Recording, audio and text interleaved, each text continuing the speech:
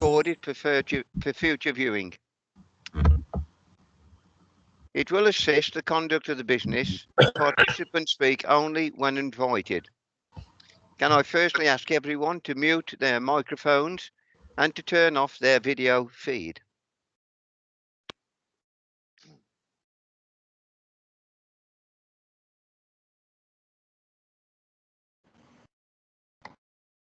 Thank you. Members of the public are welcome to view the proceedings, but should not make any contributions at this meeting. Please remember to unmute your microphone and switch on your video feed when it is your turn to speak. Speak clearly and slowly into your microphone. Members wishing to speak should indicate using raise your hand button on the on the Microsoft Teams. If you do not have them, please indicate using the chat facility. I will invite members to speak at the appropriate time. I ask for everyone's patience with the use of technology. I apologise in advance if we experience any unforeseen difficulties, which we shall try to resolve quickly. Can I call upon members to join me in saying the Lord's Prayer?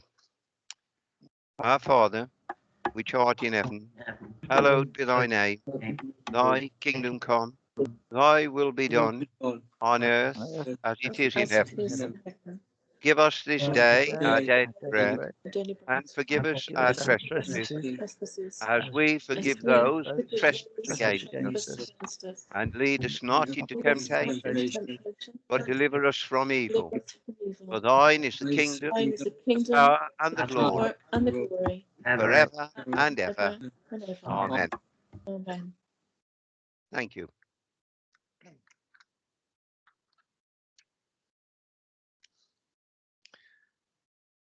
Are there any apologies for absence? No apologies for absence. Thank you. Declarations of interest. Any prior declarations of interest made under the Members' Code of Conduct have been published online. Members should also note the advice of the monitoring officer. Any member who declares a pecuniary or non-pecuniary interest will only have to withdraw from the meeting if there's a specific reference to the item in which they have an interest during the debate. Likewise, they should be able to vote on the budget, providing that the item in which they have an interest is not specifically referred to in the motion or amendment put to the vote. I now invite members to declare any additional interests. None, Mr. Mayor. Councillor Zarda. Thank you, Mr. Mayor. Just want to declare the interest of my employment in any matters related to health, as I do at every single meeting. Thank you, Mr. Mayor. Thank you, Councillor Zarda. I'm going to make an exception to the rule this evening, and this is a one-off. I've been asked, and it's been approved, if I can call upon or invite Councillor Millward to say a few words about the corporate parenting and support to care leavers. I know Councillor Millward is very passionate about this, and it has been agreed as a one-off for Councillor Millward to address the council for a couple of minutes. Councillor Millward. Thank you, Mr. Mayor. Yes, I'm addressing the council as chairman of Children's Scrutiny Committee, and also as a member of the Corporate Parenting Board. And it's a plea, actually, via the Corporate Parenting Board and our care leavers for all councillors who you're all aware, I don't have to remind you that you're all corporate parents. When you become elected, you have a duty and a responsibility to our care leavers, for you to get involved with a number of working groups that have been set up and approved by the Corporate Parenting Board. An email was sent out on the 27th of January to all members encouraging us to get involved in our capacity as corporate parents and to sign up for a number of workshops to help our care leavers. We're looking for all different skills, which I know that everybody in this virtual chamber will have, whether it's to help with helping them set up a home, because it's all right getting an IKEA piece of furniture if you've got no tools and you've got no knowledge of how to set those up. So we've got a skills working group, a working group for emotional health and well-being, a working group for permanence, and a working group for care experienced young people. And areas of work will include looking at further education, housing, benefits, employability, training, skills, and apprenticeships. And as I said, the email went out in January, but very sadly, we've only had 12 responses. But the 71 of us who've all got responsibilities and we've all got skills that we can bring to these people, these young people who have been in the care system, who, you know, hopefully are going to be setting out on the paths of life. So it's just a plea, Mr. Mayor, to everyone to relook at the email. I know another email will be sent out. We desperately need your help. And I know that you will be able to all give of yourselves if you can. So thank you, Mr. Mayor. And by the way, I can't see your picture, and I usually can see your picture on the screen. Thank you. Thank you, Councillor Millward. Councillor Millward, can you still hear me? Mr. Mayor? Yes. I've just had a come on flash on the computer. I believe it's from Councillor Foster, who said she applied some weeks ago, but she hasn't heard anything back yet. Oh, we have got Councillor Foster on the list so far. So we're going to be sending out yet another email, and then when we've collated everything, we can then respond to everyone. So this is just a further plea, but rest assured, Councillor Foster is definitely there. Thank you, Thank Councillor you. Millward. Councillor Foster, you're happy with that? Thank you.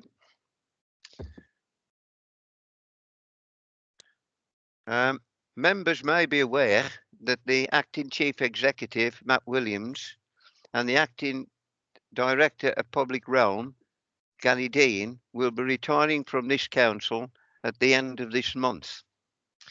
On behalf of Dudley Council, I would like to thank both Mr. Williams and Mr. Dean for their many years of service to Dudley and wish them a long, healthy and a happy retirement.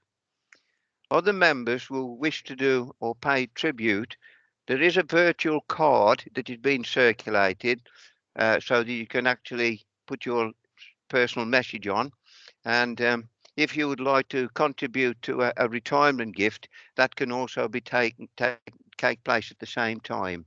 So I just once again like to thank Mr. Williams and Mr. Dean for all the work they've done for Dudley over so many years. Thank you both very, very much indeed.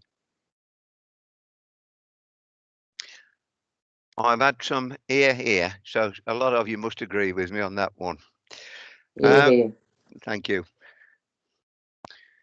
Agenda item 4, revenue budget strategy and setting the council tax for 21/22.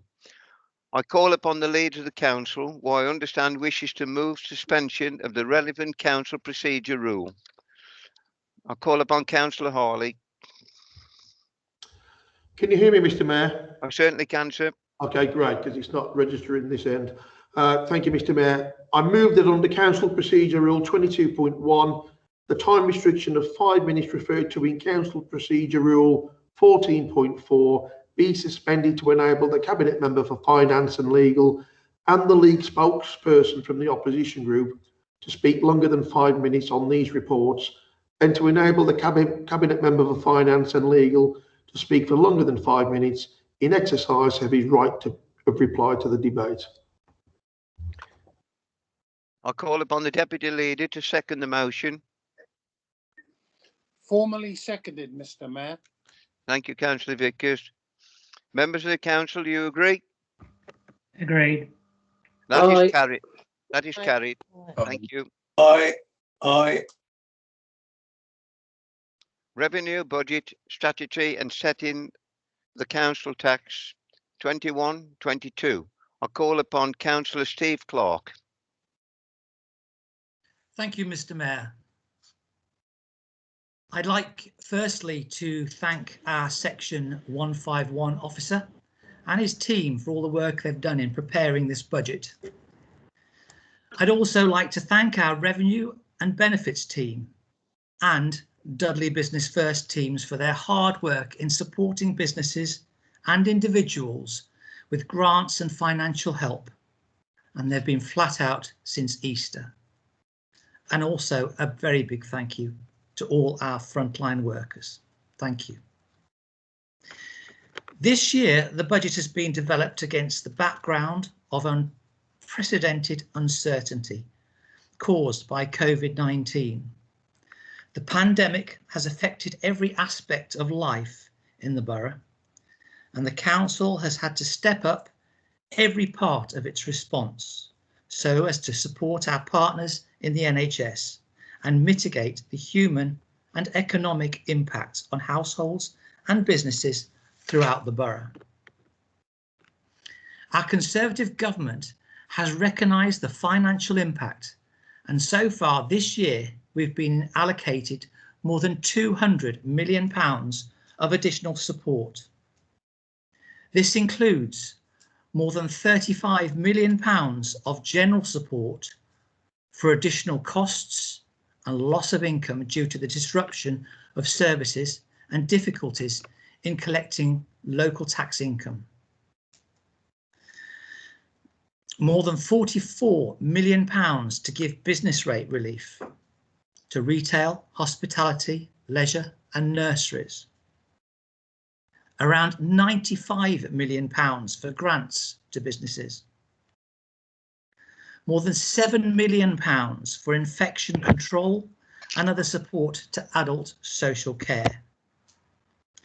Nearly £5 million for additional council tax relief, isolation payments and other support to households in hardship.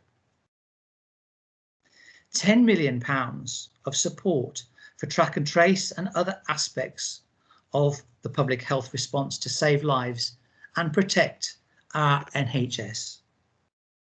For next year, we've been allocated further one-off support of £8.8 million for our COVID-19 response.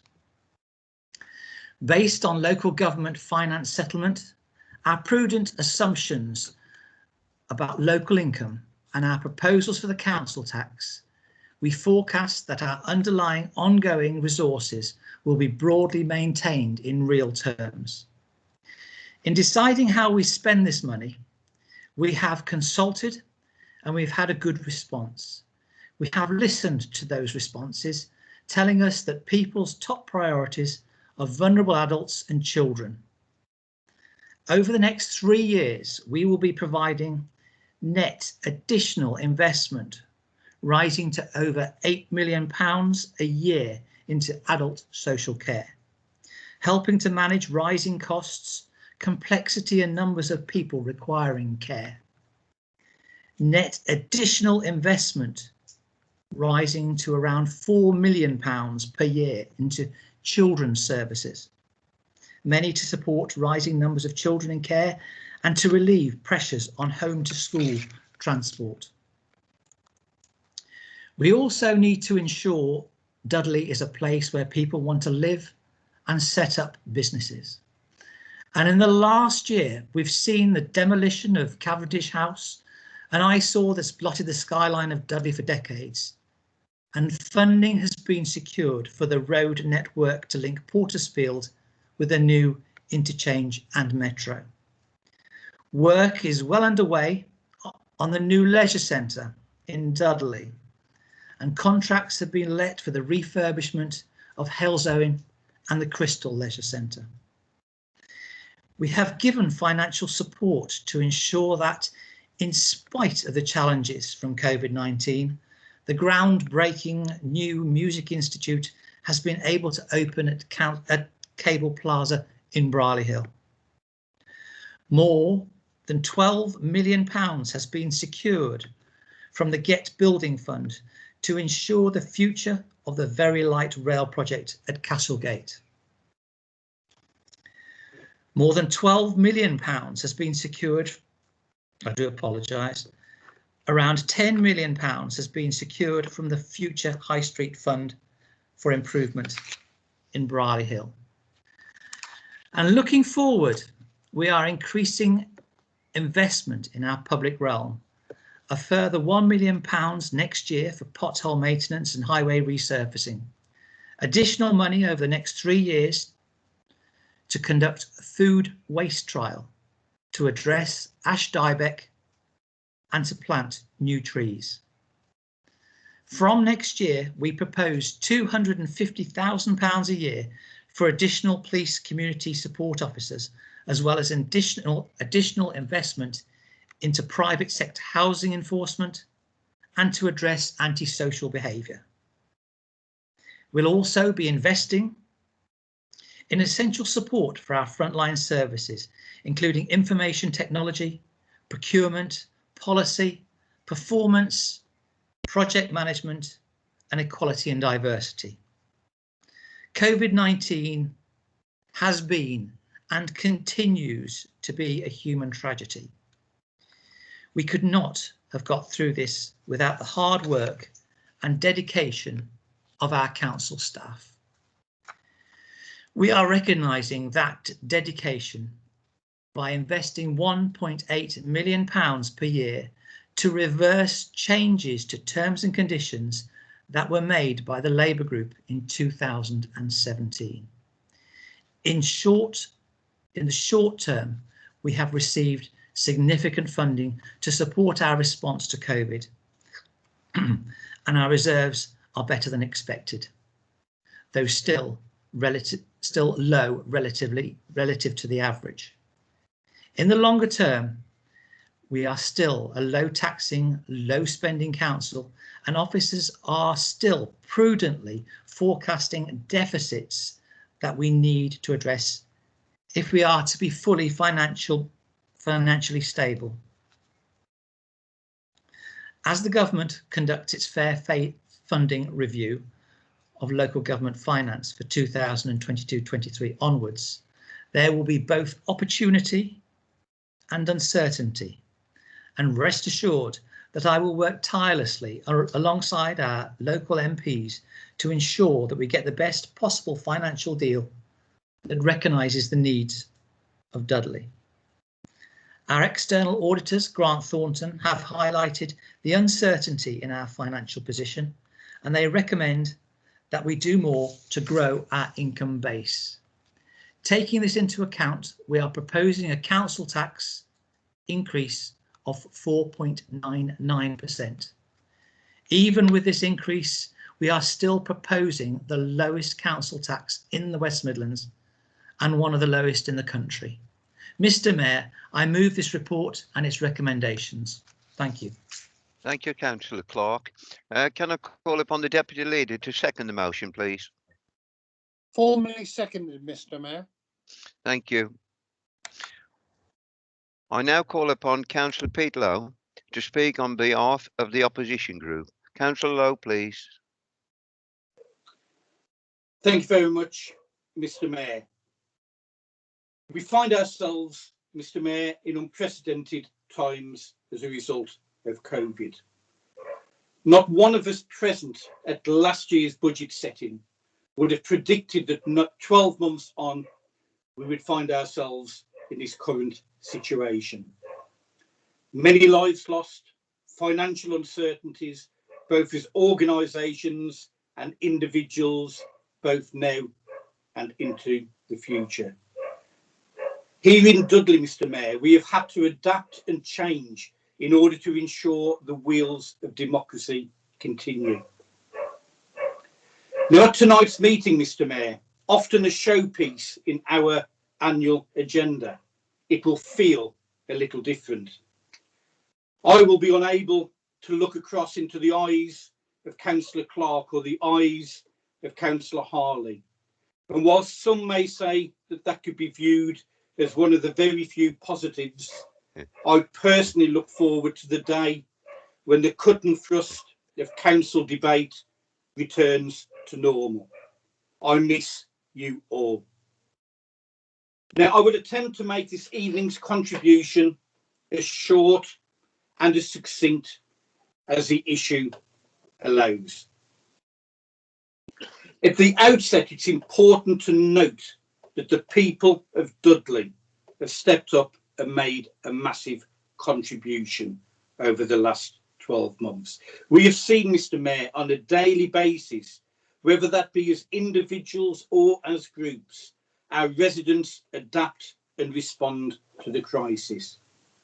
Our volunteers have shown through food banks, courtesy calls, befriending initiatives, PPE distribution and the vaccine rollout that they can adapt to the unprecedented challenges of COVID-19. Our NHS, Mr. Mayor, has demonstrated that when we give it the appropriate tools and resources, that it remains the greatest health service in the world. Our council, despite £100 million of austerity cuts since 2010, shows that it remains fit for purpose and able to adapt and meet the challenges. It is a public sector, Mr. Mayor, and its voluntary base that has shone through time and time again. And we have seen the private sector, those that place profit before people, and the organisations will need to reflect on how we adapt to the challenges of the world in the years to come. Yet, Mr. Mayor, it is not clear in this budget is how our volunteer base will be continued and supported moving forward. I note, Mr. Mayor, authorities as varied as Leicestershire and Calderdale who have already developed grant schemes and commissioning opportunities, yet here in Dudley, to date, I have seen nothing. So, Mr. Mayor, I'm sure I speak on behalf of each and every one of us, but again, we pass on our massive thanks to our communities, and we recognise the impact both for the last year and the years to come. As I mentioned at the very outset, this budget will have lasting impacts on our communities for years to come. All members will be aware that the Labour group has called for many years for a fair deal for Dudley. Our low base, low spend, predictably and quite correctly referred to by Councillor Clark, makes Dudley Council more susceptible than many to the insecurities ahead. This is why, Mr. Mayor, that we would have thought that any council representing the interests of its people would have been calling loudly and proudly for any additional money to be future-proofed and to be built into the baseline budget, not one-off, baseline. The fact that this council and this Tory government have failed to do this is simply unforgivable. Now, of course, last May we were all grateful for Robert Jenrick that no stone will be left unturned for the funding of our people. The Secretary of State that he would fund councils to do what they needed to do to help them through the crisis. This budget, Mr. Mayor, clearly and directly exposes that sham.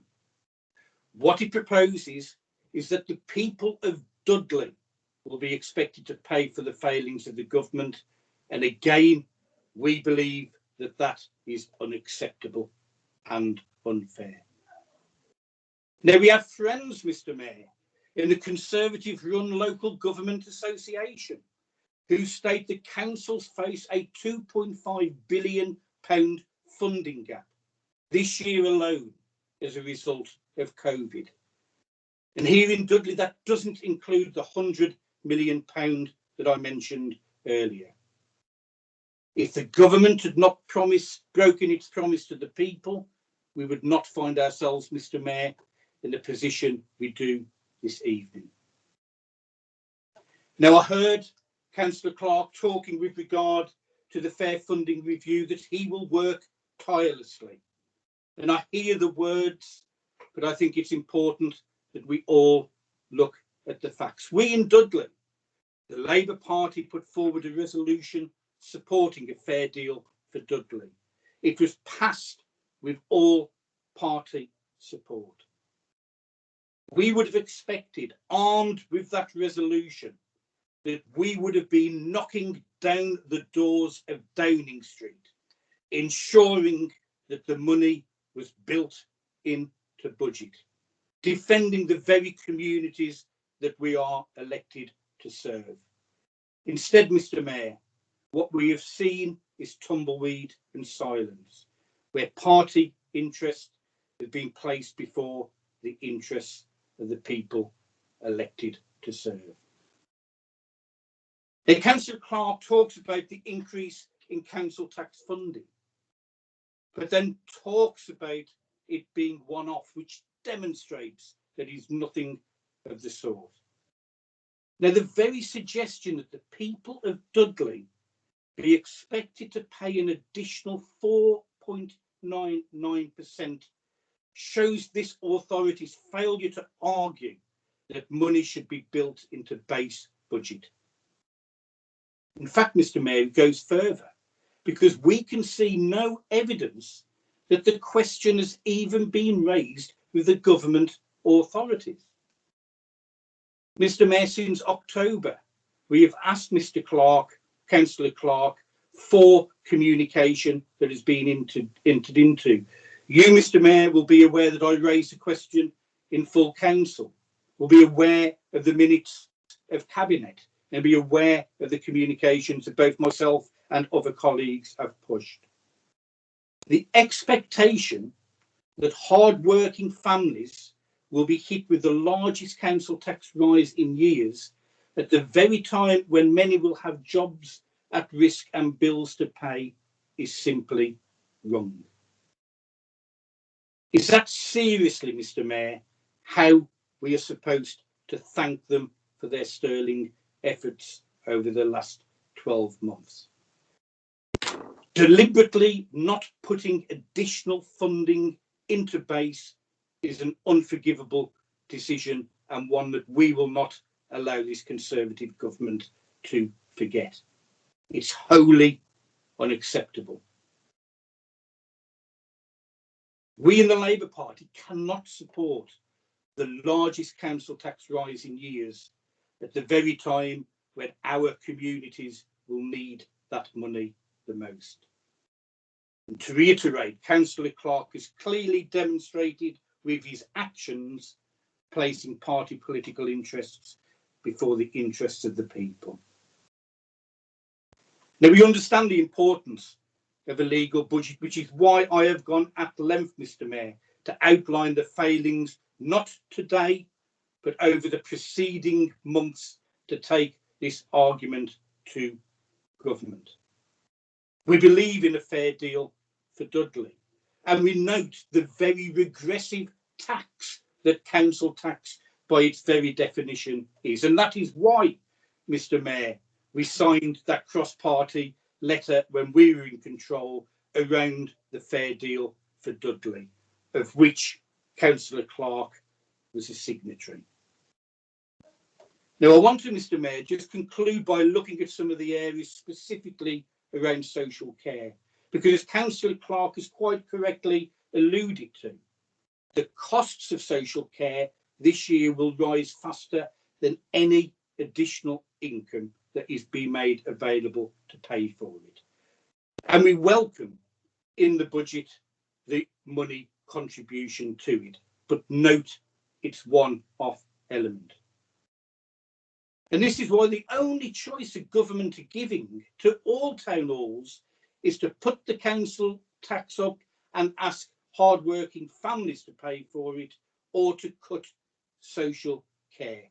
It is an unacceptable position for a caring government to place us in. That is no choice at all, Mr. Mayor.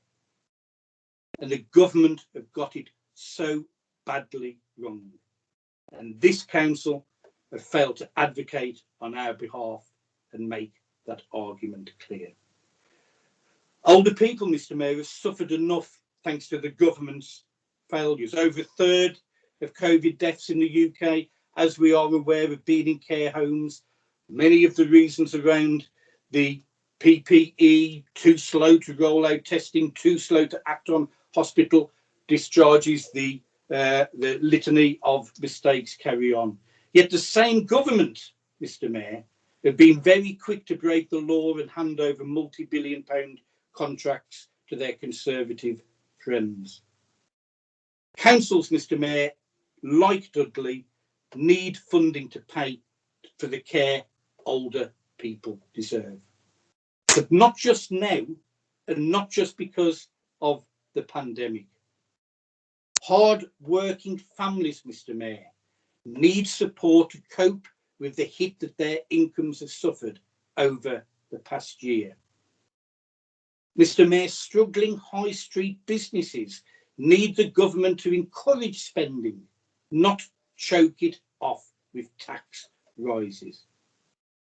The failure in Dudley, where the low tax, low base is so pronounced, is that I am aware of no instance where these arguments have even been raised. The costs of COVID will have to be paid for, but not by raising taxes on people who cannot afford it at a time when their incomes are under so much strain and the pandemic is still rife. Mr. Mayor, future cuts outlined in Appendix H of this document, and which will be referred to by colleagues as the evening goes on, identifies the unacceptable approach to our communities. Millions of pounds of proposed cuts in services so needed by our communities, from the £100,000 cut at the Live Community Project to the £250,000 cut to the mental health team. Mr. Mayor, when the Labour Party take control, we will ask for each and every element of Appendix H to be reviewed. Make no mistake, Mr. Mayor, this is a Conservative tax hike in Downing Street and implemented by their friends in Dudley. Imposed on hard-working families after the government's mistakes have left our country facing the deepest recession of any major economy in the world. I do not believe, Mr. Mayor, that we will secure our economy by choking off spending. We will not protect the NHS by denying older people the care they need, and we will not rebuild our country in the direction proposed. I urge the Council, Mr. Mayor, even at this late stage, to think again, to put on the walking boots, march down to Downing Street and make it quite clear that when the government say the money should be made available, that the money is made available, and the hard-working people of Dudley should not be left to foot the bill. Thank you, Mr. Mayor. Thank you very much indeed, Councillor Lowe. I now call upon any members of the council who wish to speak on the motion. The first one that's come through is Councillor Cowell. Councillor Cowell, please. Thank you, Mr. Mayor. The simple fact is that we are in a very precarious position where if we don't increase council tax, we go bust a lot sooner. And even with the maximum increase, our reserves will be dangerously low by 23-24. The situation is not sustainable, and the consequences for the residents that I represent in Quarrybank and Dudley Wood are substantial increases in their bills, combined with a decreasing and in some cases disappearing frontline service, alongside constant threats of an illegal budget in the short to medium term, and all that that will bring in terms of massive and immediate further cuts. We do need an increase in our reserves, frankly much more than the 4.99% will give us. If we were to cut back in the £15.6 million in cuts since 2018, and by my rough calculation, we would need to raise Band D council tax by approximately £239, or around 17%, something that cannot happen. The people of Dudley are not able to provide, and in the midst of a global health crisis, we need the Tory government to step up and do the right thing. Yes, that impacts on public spending and has an implication for longer term government borrowing. But the options available to government to recoup that loss are much more wide-ranging than to a local authority, and the impact will be much less regressive. So I say to Councillor Clark, we need the lead member and his colleagues to stand up for a fair deal for the people of Dudley and stand up to their Westminster paymasters who can always find a bob or two when it suits them. Thank you, Mr Mayor. Thank you very much, Councillor Cowell. Call upon Councillor Anif. Councillor Anif, please. Yeah, thank you, Mr. Mayor. I wish to speak on the quality impact assessment carried out on streamlining of Lye Community Project, which is in my ward, Lye and Starbridge North, on pages 8 to 17 in the book. As a local councillor for the Lye and Starbridge North ward, and someone who has been involved in Lye for nearly 50 years through family, work and faith. As a way of background, Mr. Mayor, I have witnessed great transition in local industry as well as the population. I have grown up alongside people from different backgrounds who have toiled hard to help make Lye a better place to live in. As such, Mr. Mayor, I value the progress made by such people and wish to see Lye prosper to this end. I have seen changes in richness of culture and ethnicity in the Lye area over many years. It has been a welcoming place for the people from diverse communities. The area has gone through much hardship and neglect and still currently has many issues to cope with. Mr. Mayor, the streamlining of the Lye Community Project, which is cutting back 50k in 2021 to 22, rising to 100 in 2022 to 23, will be a major blow, in fact, very disastrous to the communities that access Lye Community Project. Lye Community Project was set up over 25 years ago and is used by partner organisations such as Housing Support, CAB, Clickstart, Carer Support, Public Health, Disability, Advocacy, Job Centre Plus, registration with GPs, school placements and children in need or at risk. The project also supports the local authority with Home Office initiatives to do with prevention and ground level.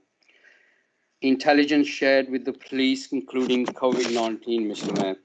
Public communications also through to support for victims of domestic abuse, and list goes on and on and on, Mr. Mayor. From these mere examples I've just given on the work of the Lye project, it should be invested in and not cut, Mr. Mayor. The work of the project entails adequate resources. For example, posts that are vacated have never been replaced, others given alternative responsibility, but with increased expectations. The project, Mr. Mayor, has streamlined many times that I can remember over the years I've been a councillor in previous years to save thousands of pounds. But with recent issues around COVID-19 and social integration, Mr. Mayor, it is therefore vital that these services are kept running without the need for any further cuts. Furthermore, Mr. Mayor, I cannot in good conscience tonight stand by and see this budget pushed through as a hike in council taxes. As already, Councillor Lowe has already indicated, it comes as a cruel and unnecessary blow in a year when many families are struggling, so much because of the pandemic. In this year, of all years, Mr. Mayor, residents of this borough could have been given a break, but instead you are going to choose to add to their burden. Finally, Mr. Mayor, I would like to echo Mr. Councillor Lowe's and my other colleagues, which will come in later, comments and protest at this disgraceful and greedy act. So just like to finish by saying, Councillor Clark, please think again. Thank you, Mr. Mayor. Thank you, Councillor Anif. Councillor Cottrell.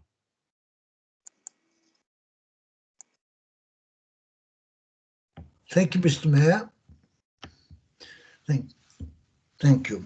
Thank you, Mr. Mayor. I would imagine that, well, I'm going to put a challenge forward, but I would imagine, sadly, it will make very little difference to the proposed rise. When I read the At Home publication a few days ago, it read and it made it look, the rises look quite acceptable. Just read it to you. As Home went to press, the council was due to make a decision on the proposed 1.99% increase in the basic rate, along with a 3% increase in the adult social care percept. A rise of just over £1 a week to the average home. Mr. Mayor, it would have been far more honest if they'd have put in that booklet that with the fire and the police going on to the 4.9%, it would be around a 5% increase. It would have been better if they'd have put a rise of 5% on all bands A to H is proposed in the budget.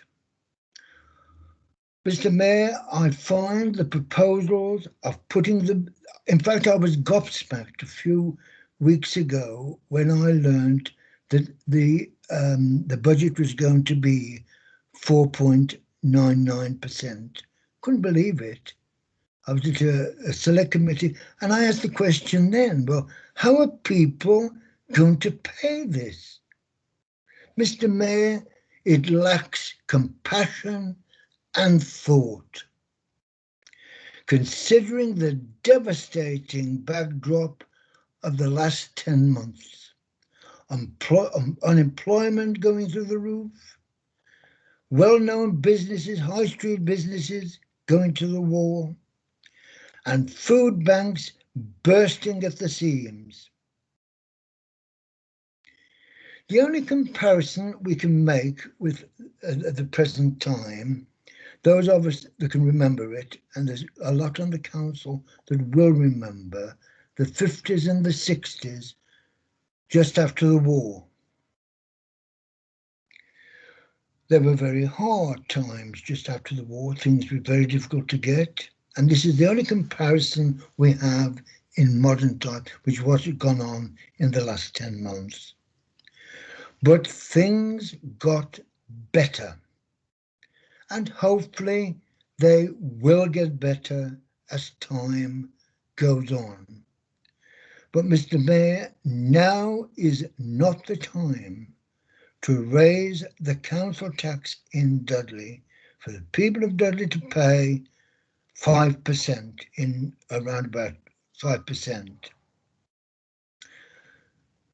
In these difficult times when people find it difficult to make ends meet. I commend Sandwell Council for the proposed rise of 2.9%. I make the challenge, Mr. Mayor.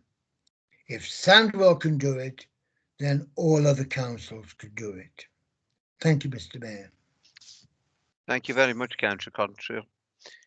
Call upon Councillor Crompton, please. Thank you, Mr. Mayor.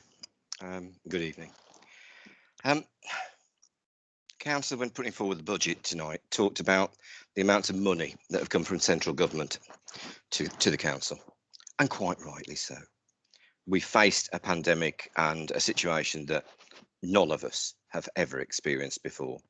My father-in-law tells me that it was better in the war because at least you could get out there and do things as a child. And it's the children that I'm looking at here. Many people in this chamber will remember that I was a cabinet member for Children's Services. Many people will remember me getting up one night and apologising to the children of Dudley because we hadn't done a good enough job for them. And I've looked through the latest statistics that are in children's services, and we're having a report brought to our corporate scrutiny committee about this. And I am really concerned that despite the fact that we've allegedly spent huge amounts of money in children's services over the past few years, and many people have devoted an awful lot of time to it. And I'll put this on the record straight away, Mr. Mayor. I am not trying to blame any cabinet member for children's services that's been around since I was there. It's a damned hard job, and one where we know when we're the cabinet member for that service, there is simply far too much underfunding of the services. So I look tonight at this budget which is being put forward, where last year, as I've forgotten his name actually, the cats put forward the budget for the Conservatives, and I do apologise for that. But he put in his budget, what we see is that this year in children's services, £77.4 million has actually been spent. And we're providing just over £74 million in the budget for this coming year. What worries me, Mr. Mayor, is that we have had a year which has been destructive for our children. Many of them have not gone to school for great periods of time. Many of them have not undertaken any studies whatsoever whilst at home. They've struggled even if they've undertaken the studies. We've had some who've done well within it, some who've had the support. But the problem I've got is when I look at Appendix H and then think of the vulnerable children, Councillor Millward, you brought up earlier the corporate parenting body. Well, why are we putting yet again almost I think it's 800,000 this coming year? We're taking out of placements into external and movement of external placements into internal residential placements just because of the money. We should be looking to see what the actual care is these people need. Home to school transport for special needs children. For goodness sake, yet again, a cut to this with the same old bits behind it saying we'll have to look again at how we do this. We need to spend the money to get these children into our schools. So I'll make a plea, Mr. Mayor. If we put the funding that we've got into our base budget this year and go back to government and say we need it in our base budget, then at least we start to make the argument.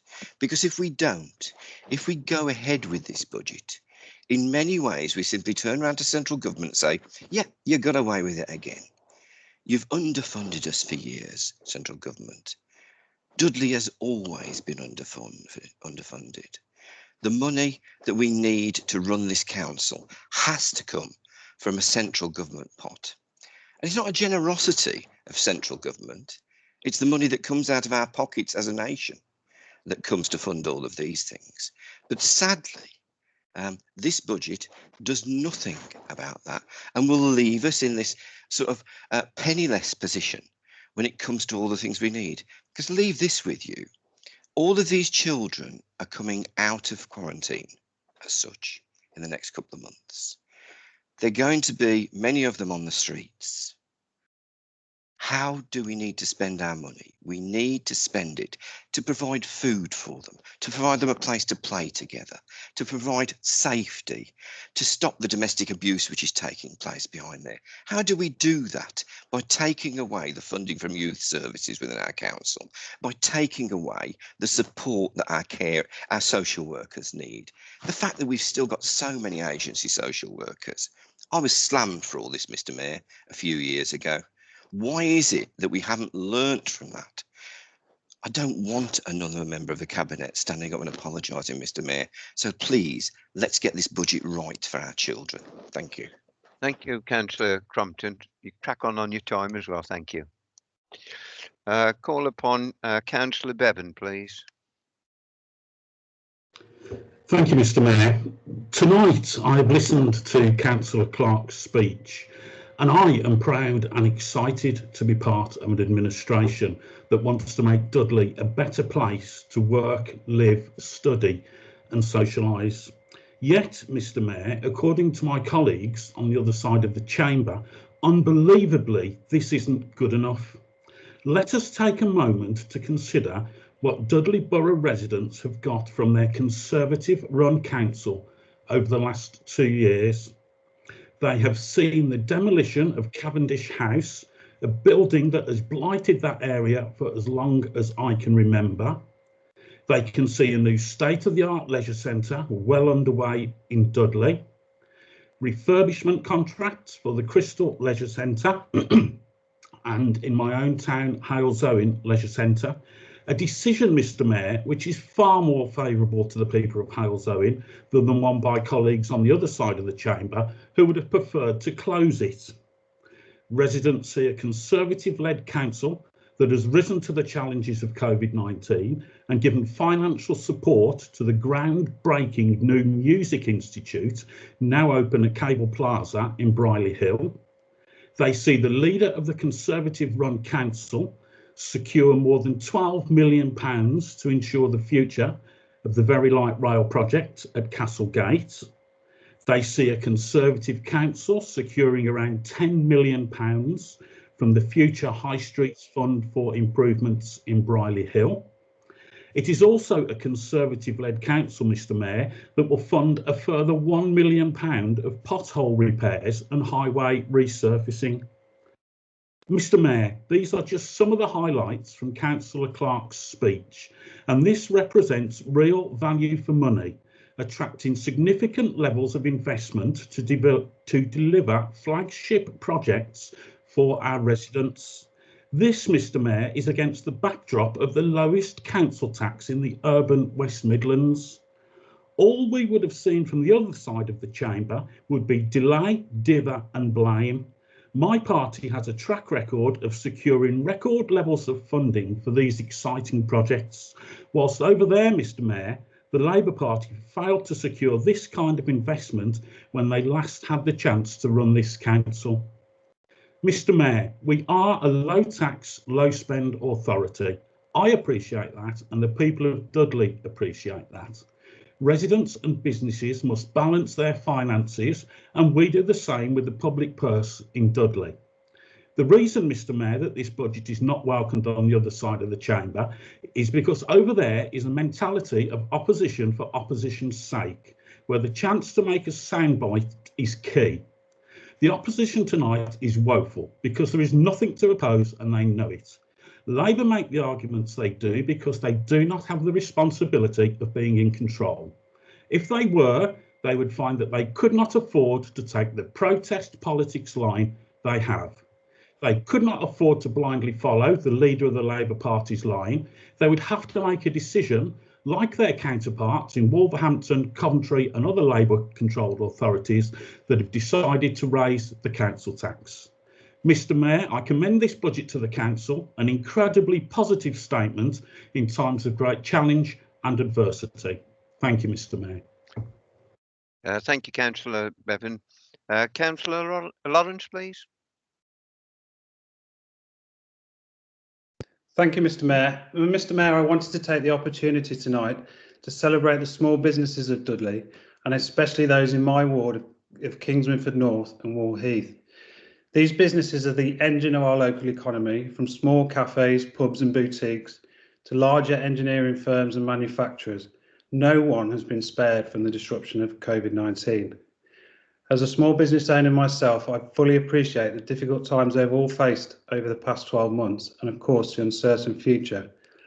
Many businesses have adapted quickly and thought of new and innovative ways to continue trading.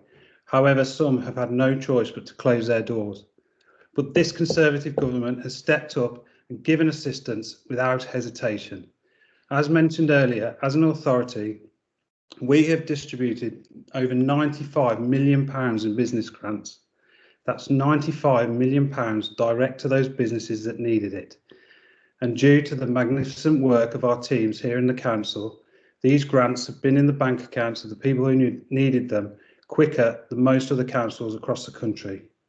With the furlough scheme, bounce back loans, rates relief, and many more initiatives, the support to our businesses has been like nothing we have ever seen. I've spoken to many local business owners in Dudley, and they are extremely grateful for the support they have received and the speed at which they have received it. Thanks to our council leader, the Mayor of the West Midlands Andy Street and our officers, we have over £1 billion of investment for the borough in the pipeline. And with a resilient, vibrant business community and a forward-thinking, financial stable council, we are well placed to take on any financial challenges and hopefully reap the benefits of a post-COVID recovery. I fully support this budget, Mr. Mayor. Thank you. Thank you, Councillor Lawrence. I now call upon Councillor Laura Taylor, please.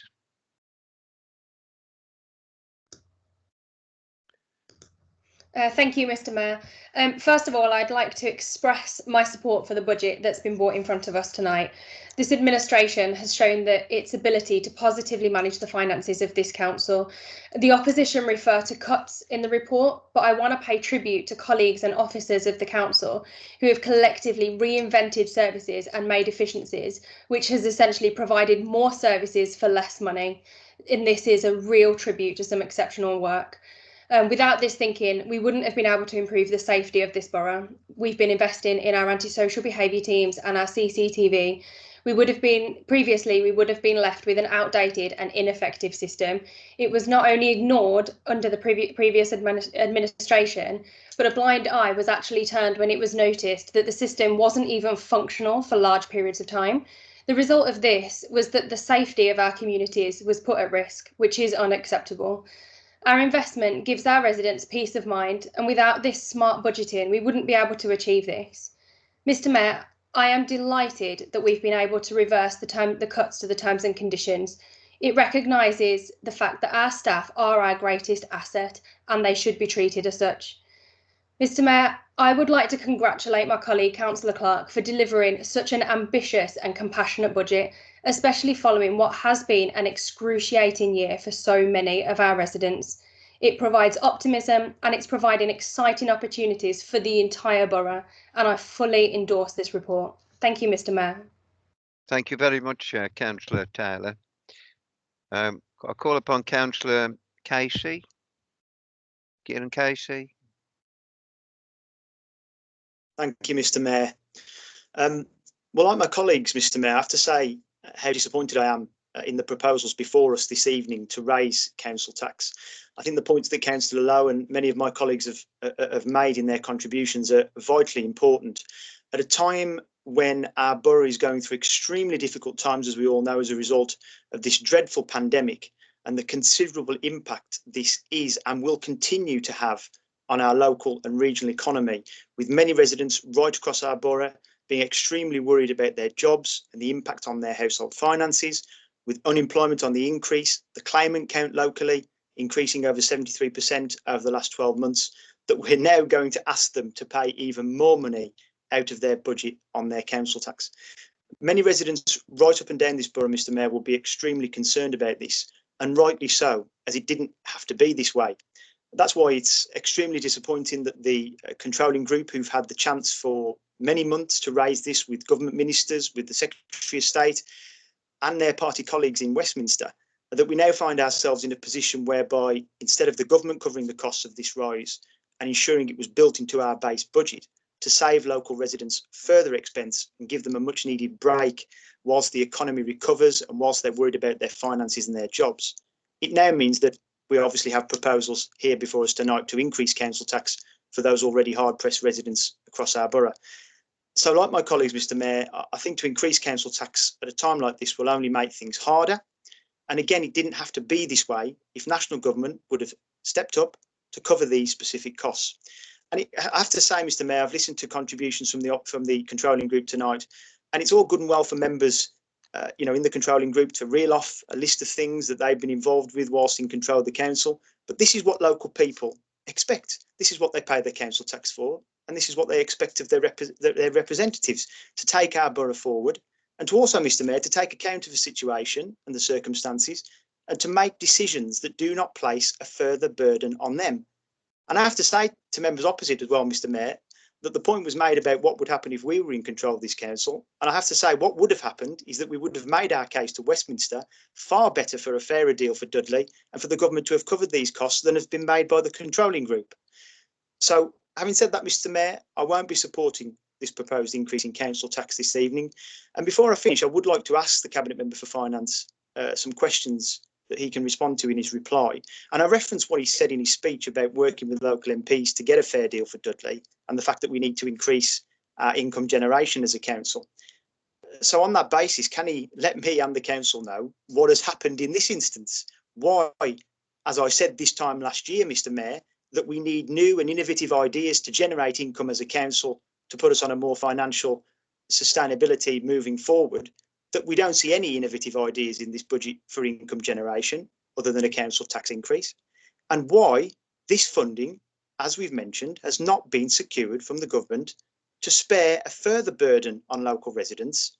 And finally, Mr. Mayor, how many times has he and the leader of the council met with the Secretary of State for Local Government to discuss this and to put this case across to them to cover these costs? Thank you, Mr. Mayor. Thank you very much, Councillor Casey.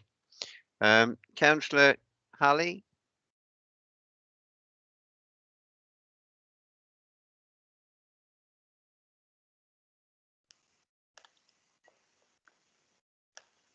Okay, thank you, Mr. Mayor.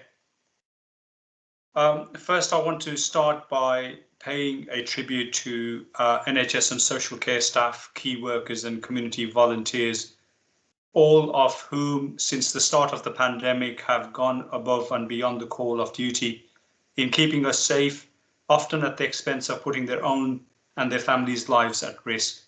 Thank you to each and every one. Our thoughts are also with those who have lost loved ones and friends during this pandemic, Mr. Mayor. Mr. Mayor, despite the teething issues around the lack of PPE at the start of the crisis, lack of testing, problems with track and trace system, issues with lateral flow testing, constantly changing COVID guidance, blaming care homes for the coronavirus deaths. Throughout all of this, our staff have kept the show going and have shown remarkable compassion, commitment and dedication. Mr. Mayor, I wholeheartedly support the Health and Adult Social Care Scrutiny Committee observation of the sustained failure of this Tory government to produce a social care green paper.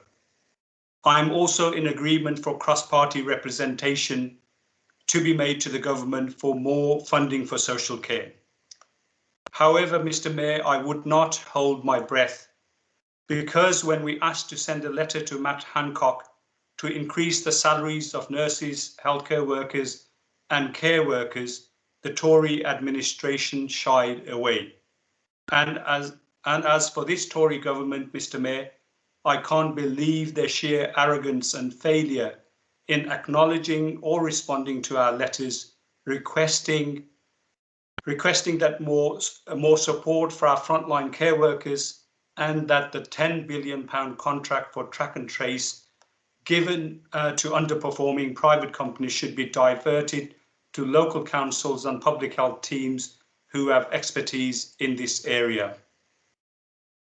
Mr. Mayor, the publication of the white paper, Collaboration Across the Health and Social Care and Other Agencies, has failed to address issues around social care and must not be used as an excuse to bring about more restructuring to our NHS and social care for ideological reasons.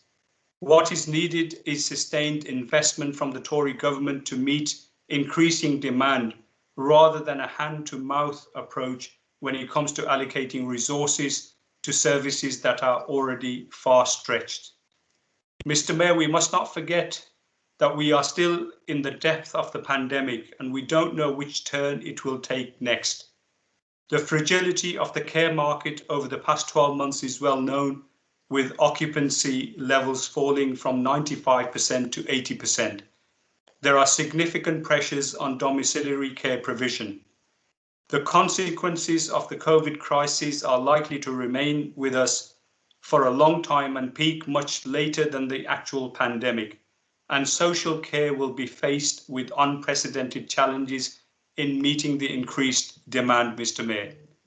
The importance of public health has also been highlighted during the pandemic, and we are yet unaware of the long-term impact of the pandemic on the inequalities and how these will be addressed.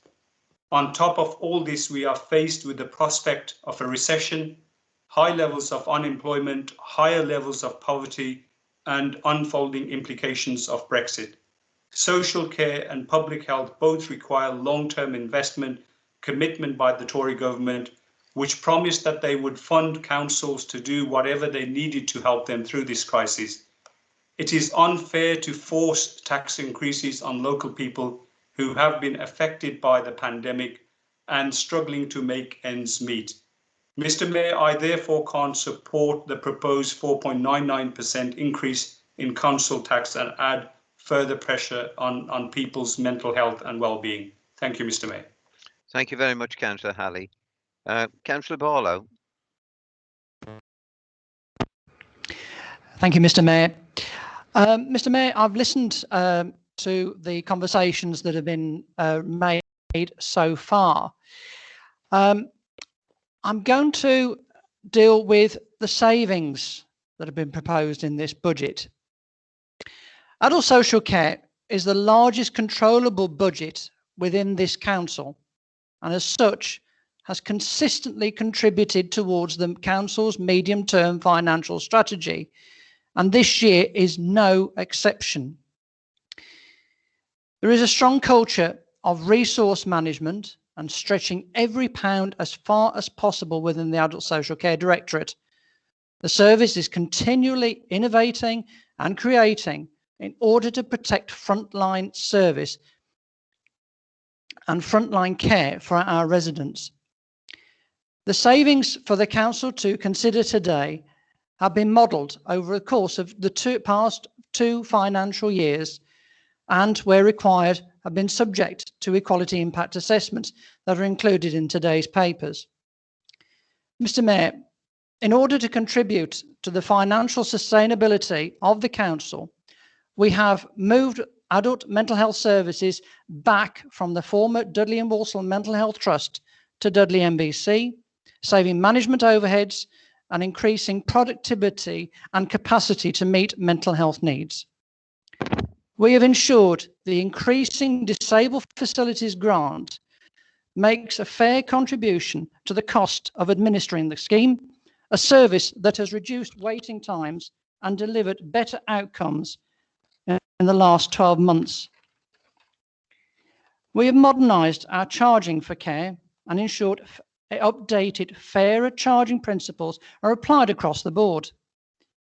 We have used the newly implemented Liquid Logic system to automate manual processes such as invoicing. And we have clamped down on people deliberately avoiding paying for care and sought legal action against offenders where necessary. Regrettably, Mr. Mayor, some job losses are inevitable in order to achieve the savings, but I can assure Council that vacant posts and redeployment will be the first option to protect jobs and minimise redundancy. A number of alternative roles have already been identified through consultation with staff. Savings proposed are predominantly about doing things differently rather than cutting and shutting, and I'm sure all colleagues will welcome that. Mr. Mayor, in terms of growth, this is a very favourable settlement. Highlights include £8 million investment, rising to £12 million investment over 3 years in adult social care. The highest annual inflationary increase to domiciliary care providers in over a decade. Over £3 million investment into care services for people with complex disabilities. Support to meet the costs of additional mental health demand. Sustained support to the voluntary sector. And ongoing support to the wider care market regarding the impact of COVID-19. Mr. Mayor, finally, the budget sees the end of mandatory unpaid leave, which did not assist those services operating around the clock, such as our urgent care and home care teams. Mr. Mayor, if we sat here and did nothing, we could be putting at risk our dementia gateways, the Unicorn Centre, Queen's Cross and the Carers Network. Mr. Mayor, when asked, The people of Dudley rated helping the elderly and the vulnerable as the top investment priority in the public consultation. In conclusion, Mr. Mayor, I'm pleased to report that this budget meets the aspirations of the public and does indeed enable a caring future in Dudley Borough. I am incredibly proud of my directorate and other carers across the Dudley Borough, and I endorse the budget that has been presented this evening by my friend and Cabinet colleague. Thank you, Mr. Mayor. Thank you, Councillor Barlow. I call upon Councillor Bayton, please.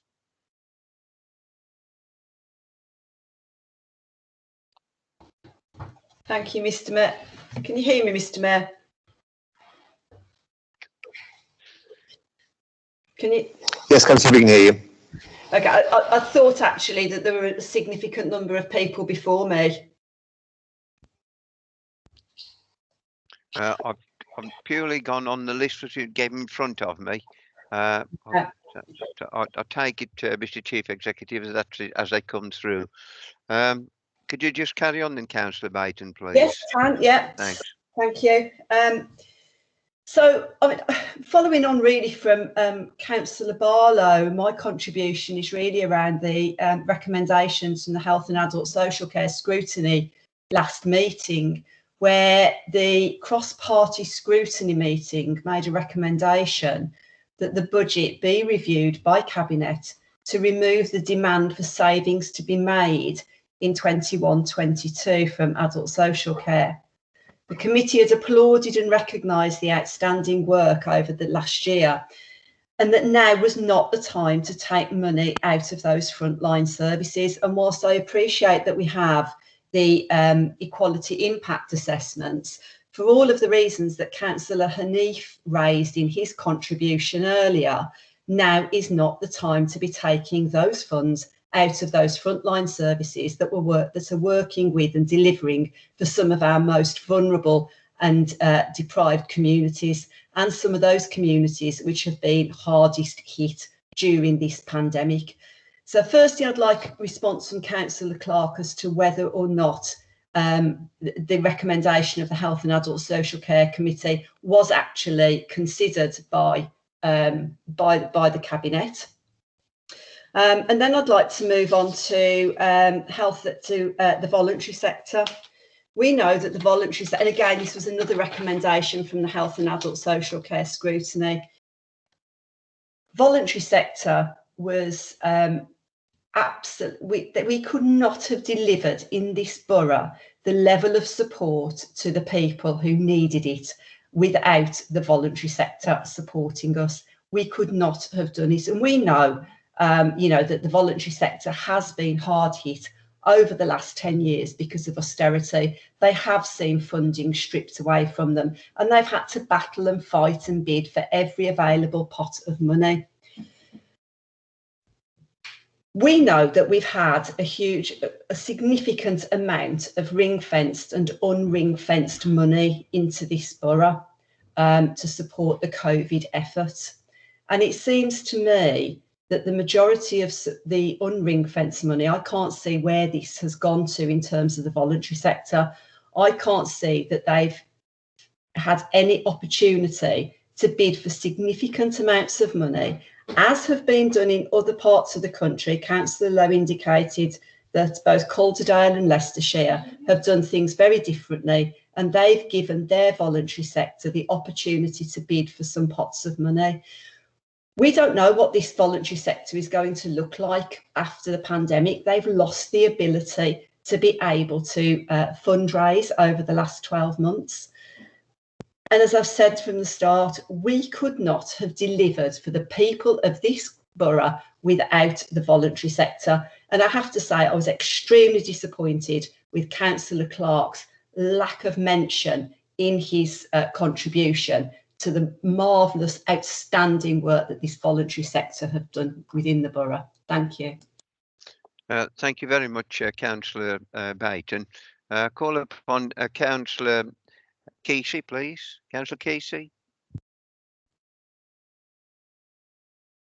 Thank you, Mr. Mayor. Just a short contribution from me.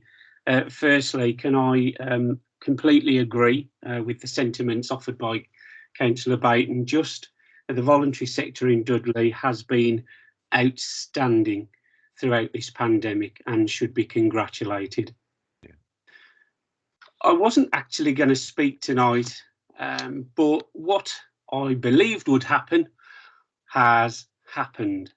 A very sensible and necessary budget has been presented by Councillor Clark to move Dudley forwards, to keep it on its feet and to keep it legal, to ensure that the authority has enough finance to fulfil its duties to the residents of our borough. Now, I understand all the comments that have been made by Labour members. You know, we all want more money. It's part of our remit. But in the case of the Labour members today, the ones that have spoken previously, and I'm sure ones that will follow me, I want everyone to remember that in this instance, it's a sham. It's politics. It's stuff to go on a leaflet in the local elections, which are 2 months away. It's because they're behind in the national polls still. Because as a party, Labour haven't given an alternative to anything throughout the COVID pandemic, but merely reeled off things that they would do, knowing that the PM was going to do it the very next day anyway. I just want to read a short excerpt of something that was said on Black Country Radio in the middle of the pandemic back in December on a show that I took part in. And I think it sums up Labour's duplicity this evening, because it's this. This particular councillor said, "We're wrong. We, the politicians, have been wrong over years, wanting to be the party that doesn't put council tax up because we think we won't be elected. We're now in the realms of catch-up, and I'm afraid that cost has got to fall somewhere. I congratulate the Conservatives if that is what they are going to do." Well thought and well stated sentiments. And those comments were made by the Labour Deputy Mayor of Dudley, Councillor Hilary Bills, and I applaud her for making those comments. They're available to see on the Black Country Radio video site. Labour were wrong when they were in power, and they are wrong now. And I congratulate Councillor Clark and the Conservative group leadership for a budget that I believe is necessary, well thought out, and something that Dudley needs to move forward. Thank you, Mr. Mayor. Thank you, Councillor Kesey. Councillor Shakespeare.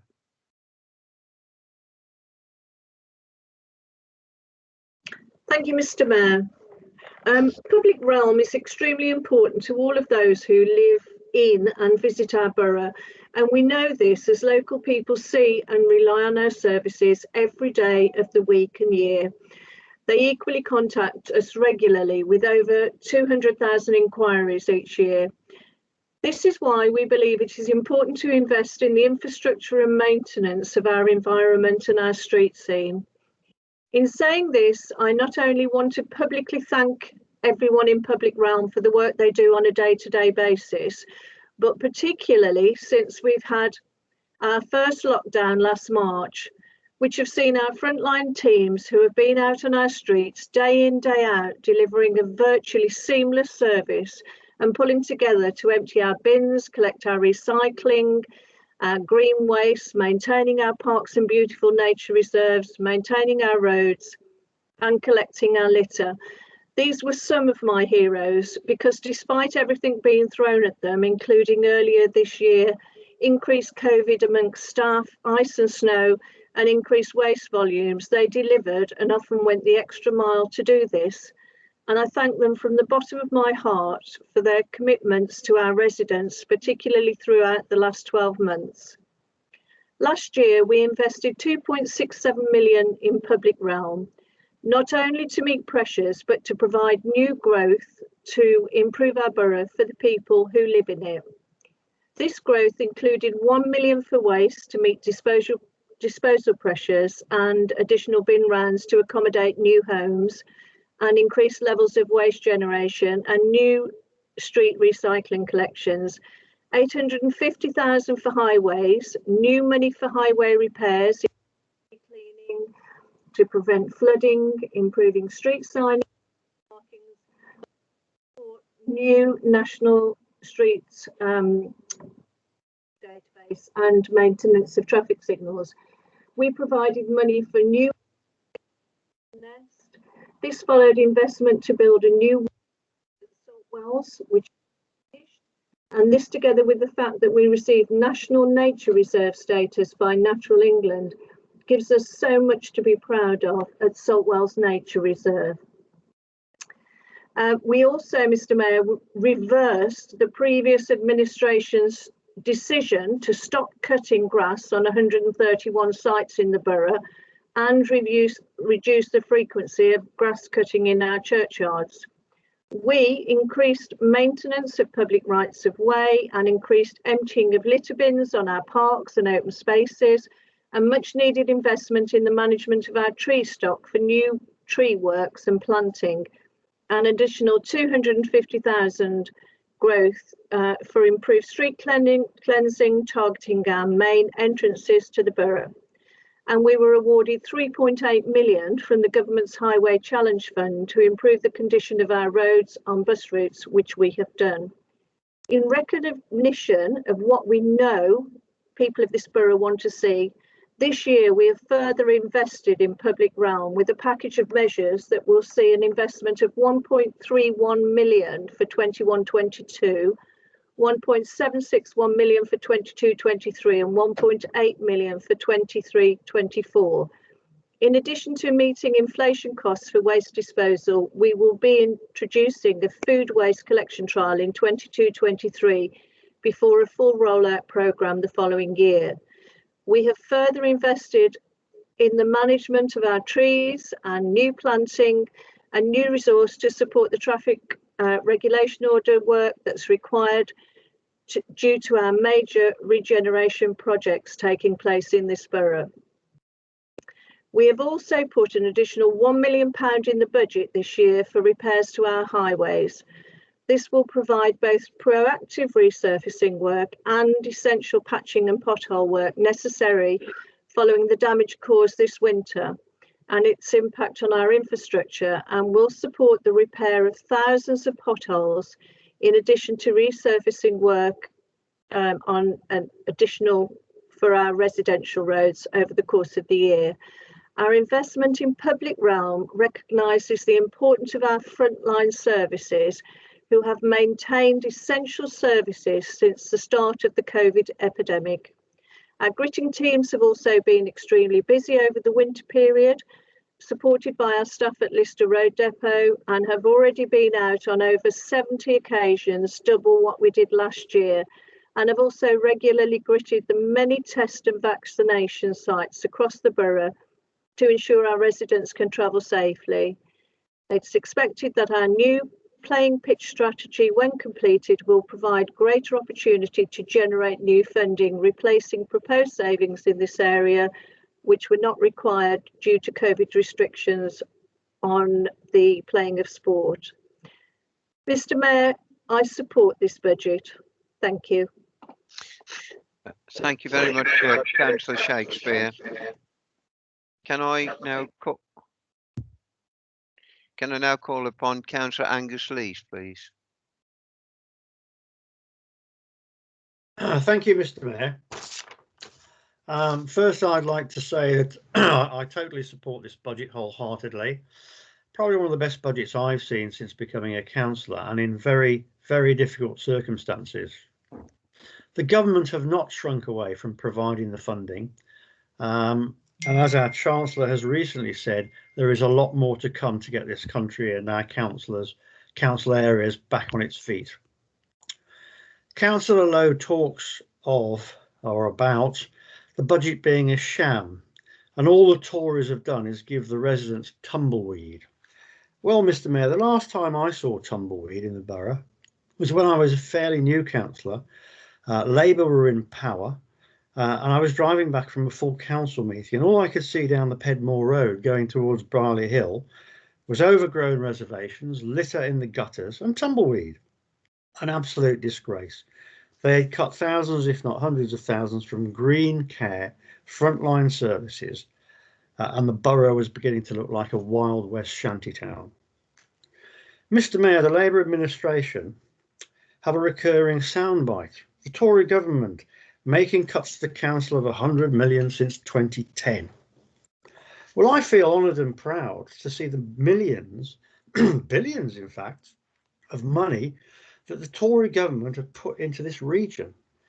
What we are giving our residents, Mr. Mayor, is over £1 billion of investment in Dudley to make Dudley an attractive, tidy and prosperous environment, not just for this generation, but for our young people and our children.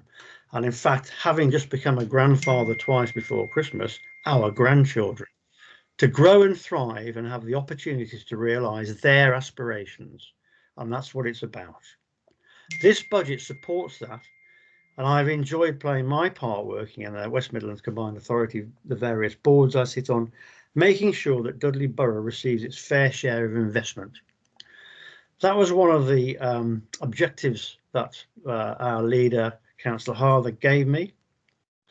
And I think not only we have now received our fair share, we're probably getting more.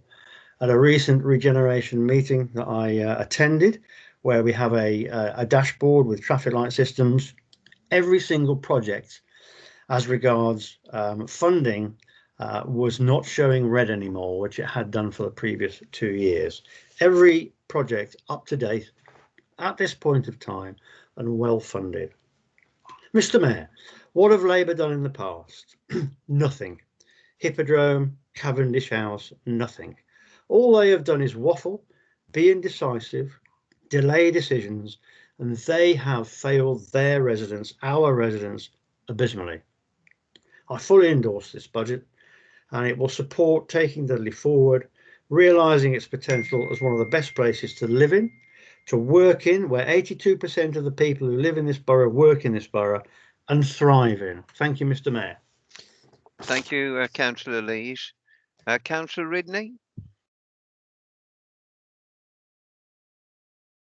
Thank you, Mr. Mayor. Councillor Clark referred that in his speech that children's services have been given 4 million. While I applaud that, I then turn to Appendix H and see that in savings 1.3 million has been cut back.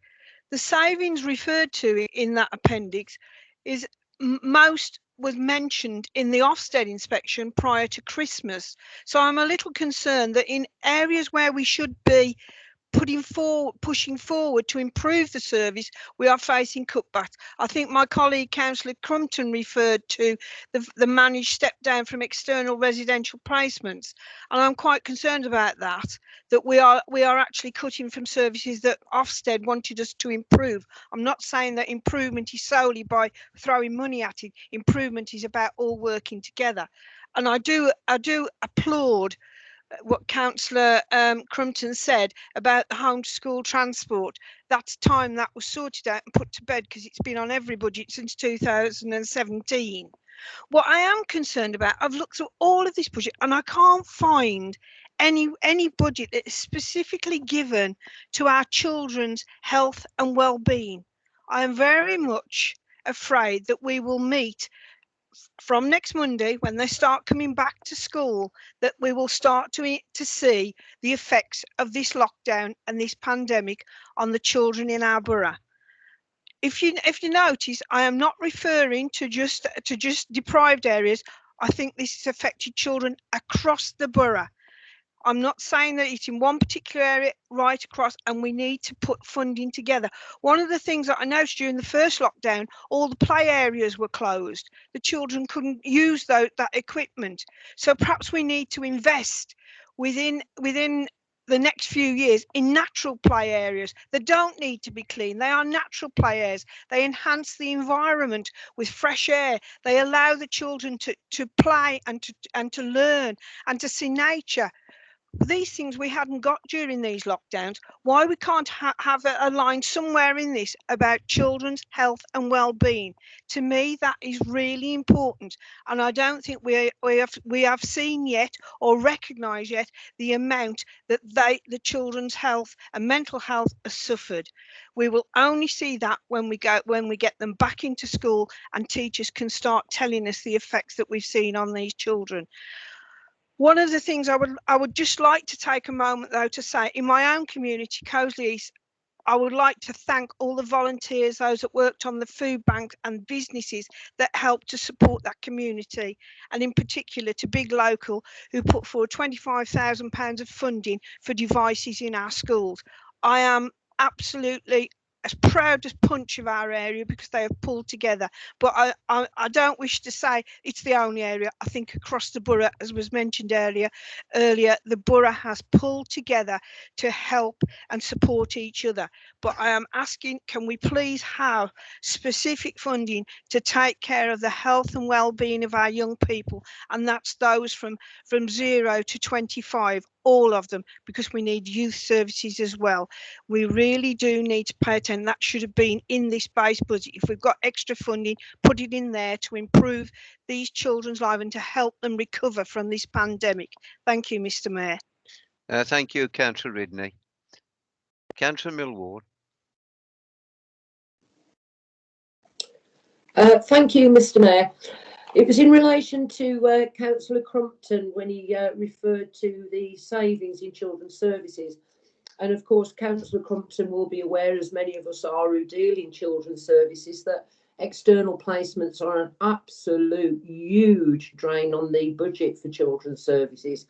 And I'm pleased to say that with the refurbishment and reopening of Maitland Road, we're looking to at 60 children who are outside of our borough to be brought back in at considerable savings to the cost of the care. Some of this care can be upwards of £5,000 a week, and we need, as you know, as an authority, to manage that and get our children back where they belong.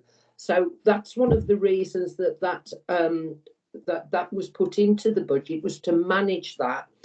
And also regarding children, the home to school transport. Now, as Councillor Ridney says, this has been ongoing for many a year. It's like an albatross round your neck. The problem with this is that, is it fair that we as an authority provide taxi services to children when parents have got a converted motability vehicle sitting on the drive, which they have had for that child? So there's a cost twice there, and it's to look at these issues and to see whether the parents are actually carrying out their duties by ensuring their children get to school. And obviously, where those children need that help, this authority will always step up. But we need to look at this in more detail. I was just also, Mr. Mayor, when Councillor Lowe was talking about, how dreadful the budget is, I don't know whether he's been involved in any discussions with our Section 151 officer, but if he had done, he would have realised that to not increase the budget, or even a 3% budget, would have made a negative budget, which would have been illegal. So really, Councillor Lowe, you need to engage with the officer. Now, I'm going to just turn to Councillor Brian Cottrell, who said he was absolutely gobsmacked at 4.99. Well, he wasn't half as gobsmacked as I was at the police precept at 9.23% that his mate, Jameson, has decided to slap on it, when in fact West Midlands Police this year have received ring-fence funding for more officers, and we as an authority are contributing to more PCSOs. Now, we might not all agree with PCSOs, but surely it is better to have the eyes and ears of the police in our community. So, Councillor Cottrell, I think you need to have a word with your friend, Mr. Jameson. With regards to the nurses that Showkaz Ali brought up, it was quite categorically stated by the Chancellor that nurses' pay review would not be frozen along with other public sector workers and would be reviewed in the summer with any increases being backdated. So I think that knocks that one on the head. So really, I think Councillor Lowe has read out a speech, but he didn't really truly believe in. Perhaps it was written for him by an higher authority. Mr. Mayor, I think this is a really good budget in very difficult circumstances, and I support it 100%. Thank you very much. Thank you, Councillor Millward. Councillor Cooper. Thank you, Mr. Mayor. I think Councillor Millward has put it absolutely perfectly. I mean, this authority, this administration has not only, through the toughness of this pandemic, ensured that the services that we enjoy as a council and the people of this borough enjoy the council are continuing, and also are transformed to ensure that we can provide a better value to the people of this borough. But we've also ensured that the people of this borough are getting those services, getting the vital investment to ensure that our area not only looks brilliant and doesn't look like how it did when Labour was in control and cut green care, but also prospers a thriving business community, as well as with the Institute for Music and also the Institute of Technology coming to the borough. I think there are other things as well that just kind of shows the investment that this council is bringing to the people of this borough. When it comes to Councillor Pete Lowe's points, I mean, looking at it, he talks a lot about national governments, but I don't think he understands the responsibilities that we have as councillors and the devolved powers that we have as an authority. We're responsible for the people of this borough and the services that we offer to the people of this borough and the finances that come with it. It comes as an absolute shock to me that a councillor would sit there and blame the government and push the blame onto the government, when actually, when it comes down to we're in charge of the finances and we've got to ensure that we run these services as efficient as possible. And all we hear is cuts, cuts, cuts. But actually, when you look at it, the services are improving, they are getting better, but also at better value for the people of the borough. It's a complete shock to me. And when I hear Councillor Cotterill talk about Sandwell and how we need to take a leaf out of Sandwell's book, but if you actually look at the council tax difference between Dudley and Sandwell, Sandwell has a higher council tax bill than Dudley anyway.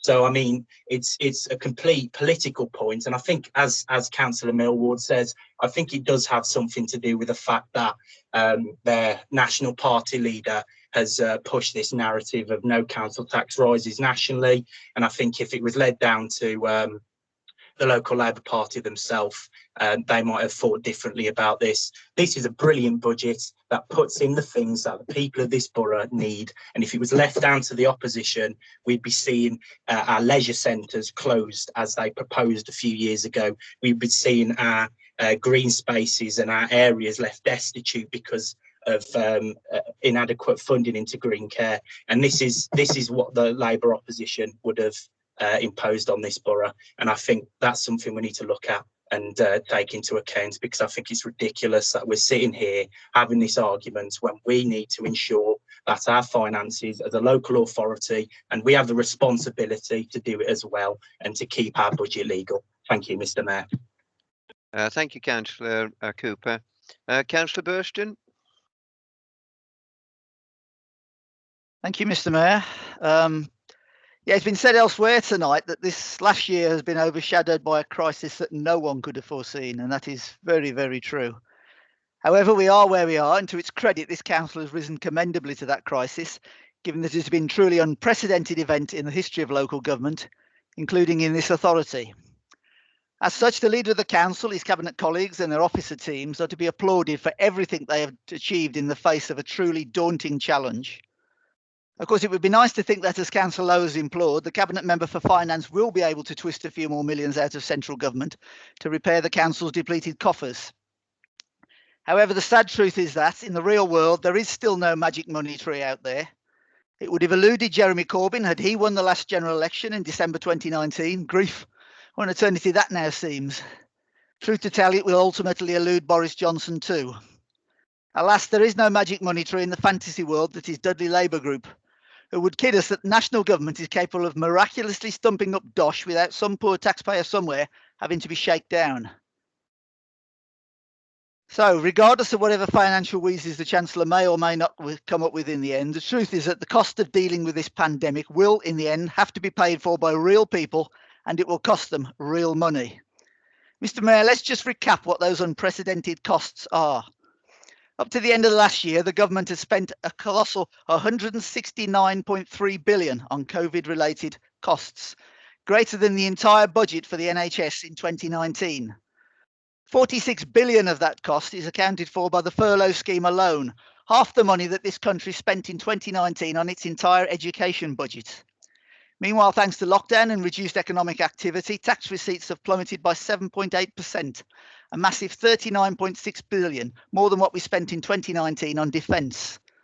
All this means that this country's national debt is now projected to reach 395 billion by the end of this month. On top of this crippling burden must be added the massive ongoing costs the NHS is going to have to bear in years to come as it gets to grip with the fallout of lockdown, including the iceberg that is the gathering mental health crisis, and attempting to catch back on the 10 million people who are now on the waiting list for treatment for cancer, heart disease, and other non-COVID-19 related illnesses. Then, as Councillor Ridley has made mention, there's the iceberg, there's the terrifying ongoing cost to our children having lost a year of their education, and which I fear will in time sadly manifest itself in impaired life chances, and with that increased crime and delinquency. Now, of course, Mr. Mayor, some of us have had our own thoughts about whether there might have been a better way of managing this crisis, one that didn't involve systematically trashing our economy while racking up a colossal public spending burden. However, tonight is perhaps neither the time nor the place to debate that. What should be beyond dispute, however, is that arguing over who pays for the bearing of that burden, as well as which bits of are apportioned to central government or local government, is in the final analysis all rather academic. Mr. Mayor, the truth is we'll all be paying for this crisis, and paying for it will involve real sacrifices having to be made by real people, whether in Dudley or elsewhere. And perhaps the saddest thing about that sacrifice is that above all, it will be our young people who will be bearing it. Real sacrifices to pay for it that they will be making for years, if not decades to come, in the form of higher taxes, slower growth, reduced public spending, and slashed pension provision. So, Mr. Mayor, I commend the Leader of the Council and the Cabinet Member for Finance for getting to grip with this crisis as best they can as far as it concerns Dudley. And I think they and their officer team are to be congratulated for what they have done over the last year. Thank you, Mr. Mayor. Thank you very much, Councillor Burston. Councillor Foster, please. Thank you, Mr. Mayor. Thank you, Mr. Mayor. Mr. Mayor, I'm going to vote against this budget. And nothing that I've heard this evening is going to persuade me against that position, particularly in terms of the very excellent points that my colleagues on the Labour side have made. I totally support Councillor Lowe's position when he says that it's unfair that residents should pay for any increase. And also on the question of fairness, I also support him on his point about a fairer funding deal for Dudley. And I know that Councillor Clark has said that, you know, he's working with MPs to look at the funding and approaching government. But, you know, it was actually the council under Labour that brought in this cross-party fair deal for Dudley campaign. And not once since we have not been in control of the council have the Tories worked with us to urge the government for a fair deal. In fact, last year, at the height of the pandemic, the Conservative Council refused to join us in raising the matter when we had the ideal opportunity with the Secretary of State, what has now become a missed opportunity. And here we are this evening, considering cuts to services, while we ask those same people who are going to be the subject of those cuts to pay more for them, and that is not fair. Mr. Mayor, what is also not fair is council tax itself. And like Councillor Lowe has already said, council tax is a regressive tax because it hits those less well off particularly hard. And in Dudley, most properties are in band B and C, they're not up at E and F. These lower bands, people in these homes, pay a much higher proportion of their income on council tax. And it's estimated that 10% of the poorest of the population spend 8% of their income on council tax, the next 50% pay 4 to 5%, and the richest 40% pay just 2 to 3% of their income on council tax. So something needs to be done about that. What I would say to Councillor Clark, though, is that you've heard from Councillor Lowe, and let's be quite clear about this. We're not opposed to increasing the base budget. What we're opposed to on this side is where the funding is going to come from. That's what we're opposed to. And surely, Councillor Clark, even you must agree that the council tax system is outdated. It's based on old property values, bears very little relation to the market value of the property, and doesn't take into consideration either the residents' ability to pay. Realistically, though, reviewing and replacing the council tax system is a medium to long-term project, but in the short term, government could still direct more of its funding to Dudley. It would be an example of what we in the Labour Party would call a form of redistribution, and the Conservatives would call levelling up, which is a policy that the government are saying that it is committed to. And what I mean by that is that while areas like Surrey continue to enjoy a better deal than Dudley, councils like Dudley that are less well off are being encouraged to levy higher increases on its residents, many of whom cannot afford these increases. This is not levelling up. This looks more like a race to the bottom. Yet this Conservative council is happy to let the opportunities to change our fortunes go by and instead sit on its hands while the people of Dudley pay the price. Mr. Mayor, I say again, I oppose this budget. The people of Dudley surely deserve better. Thank you, Councillor Foster. Thank you, Councillor Foster. Councillor Buttery. Thank you, Mr. Mayor. I'm pleased to respond to this very positive Conservative budget tonight on behalf of our children's services. It has been a true privilege to be the lead member of this service over the last 2 years, not only seeing it meet the challenges of an improvement programme, but also over the last 12 months against the backdrop of COVID and all that has meant for our families, staff and children. And I would like to take this opportunity to thank all the staff in children's services. As I'm sure Council would agree with me, they have worked not only in challenging circumstances themselves, in caring for each other, but also working creatively and innovatively for families and children in this borough, so that children have not just survived, but thrived and grown and have the opportunity to reach their full potential. I would also like to thank Helen Ellis, who stepped up to become the interim DCS in August last year, and then successfully led the whole service through the rigour of an Ofsted inspection in October and implementation of the successor programme in November. As Mr. Mayor mentioned at the last full council, we now have a fully permanent senior leadership team in children's with the appointment of Catherine Driscoll as the DCS, who has now formally started with the authority. Working with our heads of service, we now have a stable and experienced senior leadership team who will be taking this service forward. What an amazing amount we have achieved over the last 12 months, with teams enhanced and strengthened with the resources they need to support our children and families across this borough. And this support comes from the whole Cabinet, who understand the importance that children's services plays.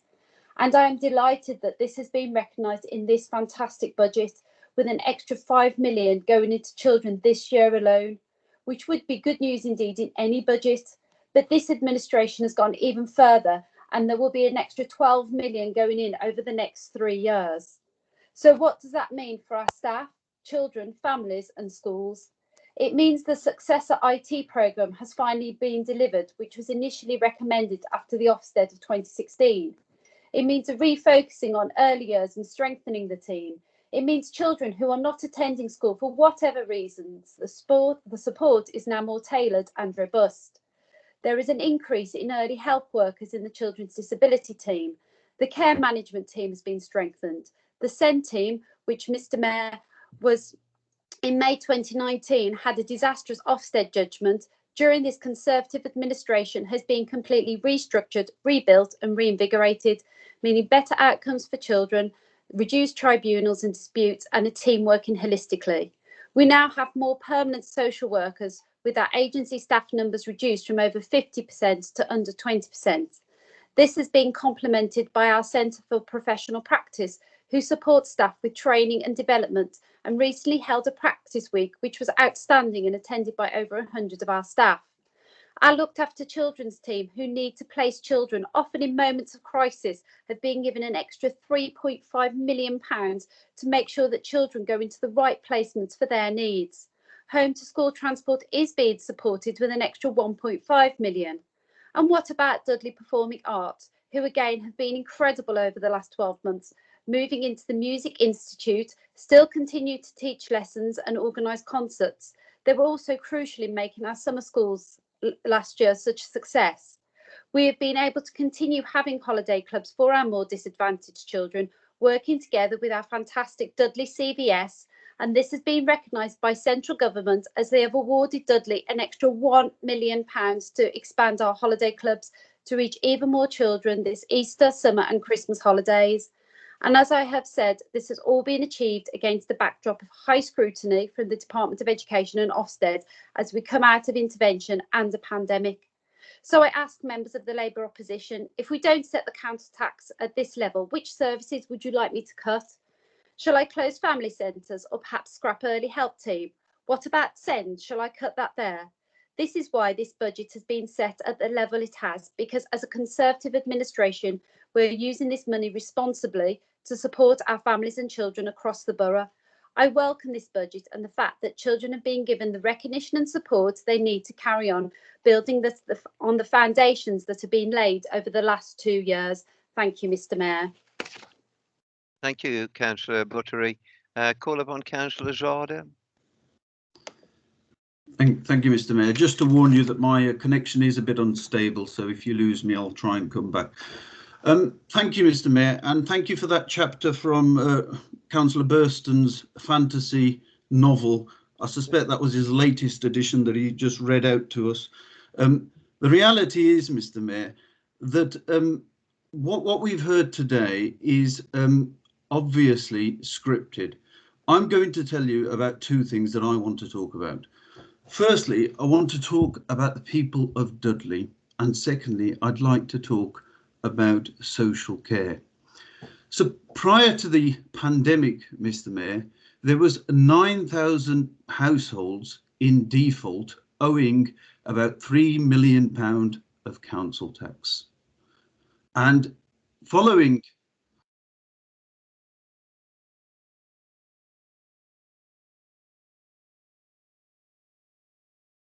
Yeah, I've lost it.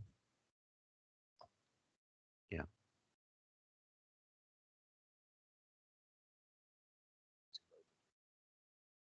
Okay, thanks. All right, thank you. He's frozen. Mr. Mayor, I'm back. I didn't get a chance. I don't know how much you heard. So would you like me to carry on where I think I left? Yes, please, Councillor Zard, if you wouldn't mind. Yeah, just to say, Mr. Mayor, I'd like to talk about the people of this borough. So prior to the pandemic, there was 9,000 households that were in default for the council tax, owing about £3 million to this local authority. Following the pandemic and up to date, there is 28,000 people in default, households in default, owing £7 million. That's 3 times more than prior to the pandemic. Therefore, when I hear this spin that it's £1 a week, or I can calculate it for you, 14 pence a day, or we can convert it into hours, whatever we do, Mr. Mayor, the figures that are provided by this authority tells us that the people of this borough simply can't afford it. And they can't afford it because they're out of work. It's as simple as that. Last March, the Secretary of State made a commitment to fund councils to what was necessary to communities through this crisis. It's clear that that promise hasn't been fulfilled, Mr. Mayor, and that is the reason why this Conservative is doing council is doing the dirty work of this this government. Mr. Mayor, moving on to social care, putting a percentage on a low base of council tax means that you do not adequately fund social care to the extent of our neighbours, because as is rightly said, their base is higher. Let us not forget that because the council tax increases raises less money in Dudley, the government are obviously deepening the postcode lottery for social care further. In fact, despite everything we've heard today, Mr. Mayor, the costs of social care this year will continue to rise faster than any additional income that's been generated today.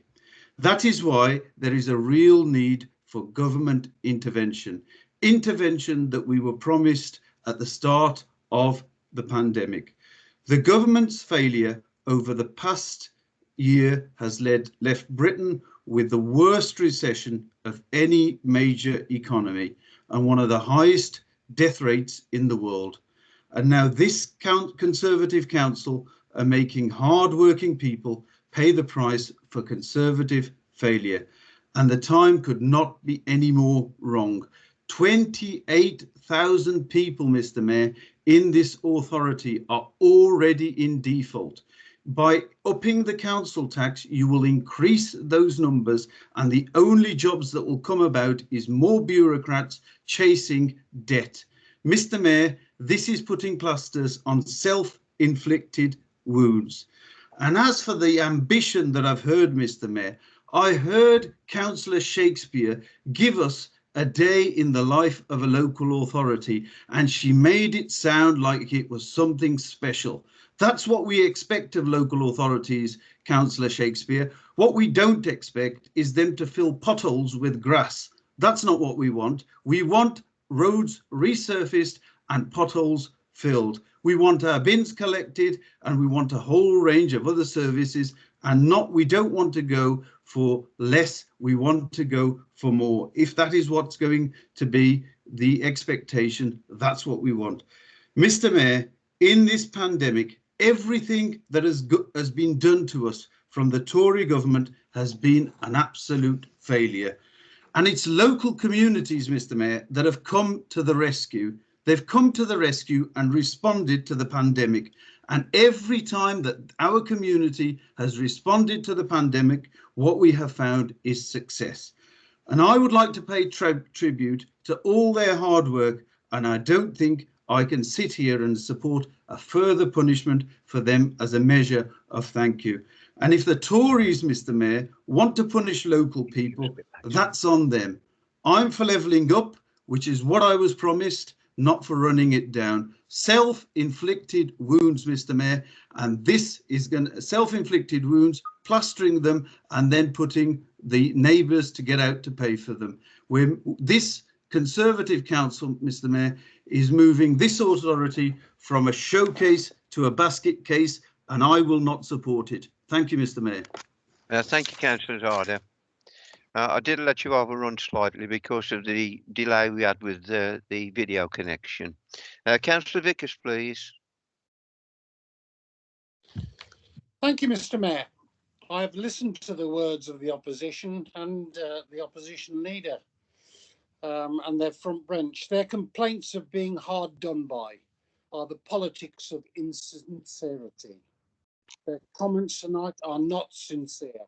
They are struggling to find fault with our budget, and the literature that they are putting out on the streets complains of national politics, not Dudley's roadmap. How we are achieving the best for our borough, how we have brought redevelopment to this borough, which had stagnated under Labour's hands. Companies are seeking to do deals with us as they recognise our hard work and a vision for better Dudley. The regeneration of Dudley Borough is safe in the hands of the Conservative administration. Our new closed-circuit TV system and the £250,000 for new PCSOs make the public feel safe on our streets.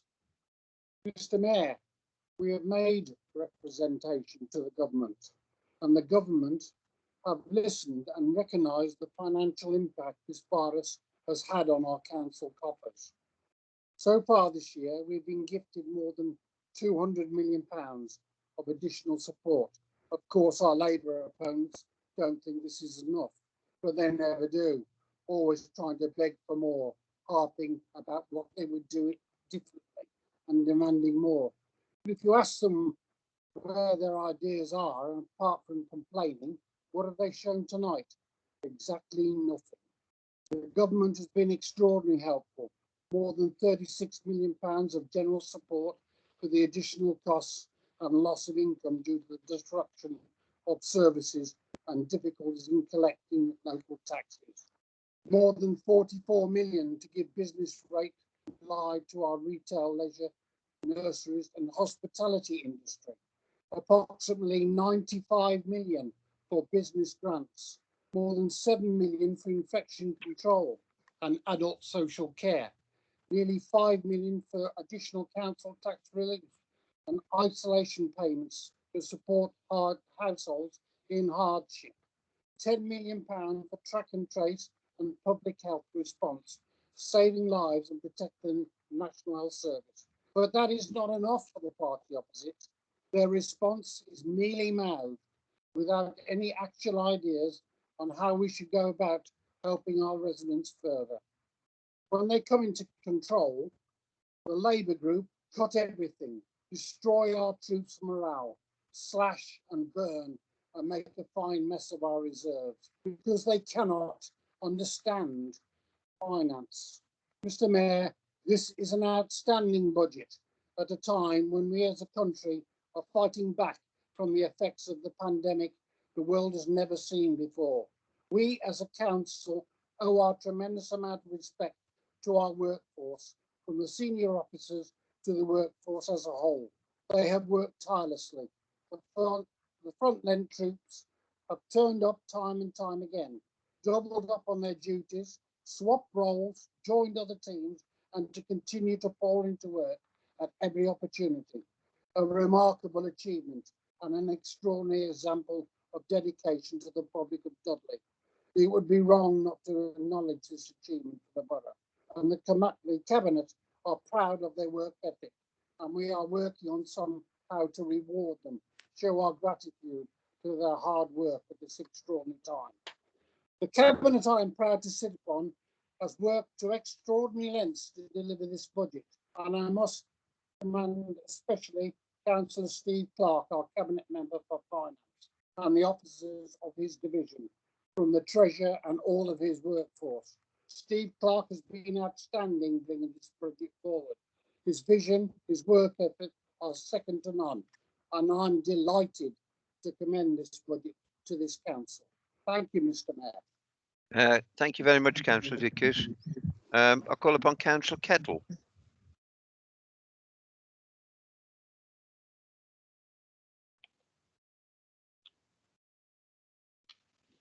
Thank you, Mr. Mayor. Can you hear me? Yes. Thank you. Mr. Mayor, I'm delighted to speak tonight on regeneration and economic development that is going on in the borough of Dudley. Probably no cabinet member in living memory has been in my position and witnessed so much development going on at one time. I feel very fortunate to be in this position. It's almost unprecedented in living memory. It would be nice, Mr. Chairman, also straight away to thank my 4 colleagues that have already spoken on regeneration, and they've obviously witnessed and accepted the huge transformations that are taking place within the borough. With lockdown, Mr. Mayor, we would have expected so many of our projects to have fallen behind time. It wasn't easy to keep going, but I must thank the dedicated teams, especially on light rail, which worked, and the college that worked at an unprecedented rate and has brought in the first contract on time, on budget, and they're going on with the second phase as we speak. Mr. Mayor, we are fortunate enough to have 16 major projects in regeneration going on at the moment. We also have about 5 bids going on for new projects to come into the pipeline. We must admit we are putting down a foundation for the young people in Dudley through education, through manufacturing, through development, to build a career in this area that no generation has had, as I said, in living memory. I must also thank Mr. Mayor, Helen Martin and her team, who have often worked many hours, even 6-7 days a week, to see these projects come to fruition. Also, I'd like to mention people like the funeral services that worked throughout a horrible situation. They put their shift in, they were dedicated to the task, and they supplied the service for Dudley, often unseen, often unspoken of, but in these unprecedented times, I'd like to mention them because I think they do deserve fair recognition for what they have offered the borough. Mr. Mayor, it's so easy when looking at the budget to find fault and think negatively, but we in the Conservative Party are laying down this foundation for the next generation that will be in awe across the region, across the country. We, in all fairness, and I congratulate Councillor Clark on his budget, in that it isn't easy to put a budget and handle millions of pounds, probably on a scale that many of our electorate even dream about. But we've put together a fair and reasonable budget tonight, which I fully support. And I thank my colleagues for the support in the last year. Thank you, Mr. Mayor. Thank you, Councillor Kettle. Call upon Councillor Hawley, please. Thank you, Mr. Mayor. Let's get this up here. Thank you. Mr. Mayor, 12 months ago we set a budget, a good budget that saw the largest increase in frontline spending for many years. We intended to go further, but concerns across several departments made us hold back on some spending commitments. After resolving the majority of those, it was our intention to bring further measures forward last summer. And then, of course, we had COVID. From that moment, Mr. Mayor, it was all about coping with the pandemic and maintaining the day-to-day services this council provides so well. As we hopefully prepare to come out of the nightmare that has been COVID, we again present a budget that shows a real commitment to dealing with this borough post-COVID.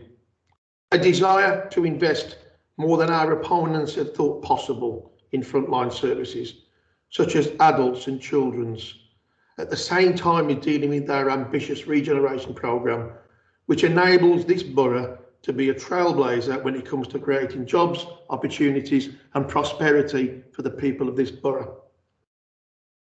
Mr. Mayor, some councils will struggle post-COVID, but this administration will strive to ensure Dudley doesn't struggle. Mr. Mayor, to attract the investment needed from private sector and public sector. We will create the conditions to make sure that this borough is the choice of investors and the first line of thought for government when deciding who best to deliver the task of rebuilding the economy from the ravages of COVID. Providing investors, developers and government with that confidence starts with proposing a balanced yet ambitious budget. This budget balances the books. It keeps something in reserve, and our opponents, Mr. Mayor, who would set a negative budget with their proposals, have nothing alternative to offer. In fact, the offer by the Labour Party to not increase council tax would not be in the interest of the people of the borough. Their proposals would only apply pressure on key frontline services, where at the moment they are breathing a sigh of relief. Relief, Mr. Mayor, that after years of salami slicing under Labour, they get some real investment from the Conservatives. Mr. Mayor, this is a budget that should have universal support.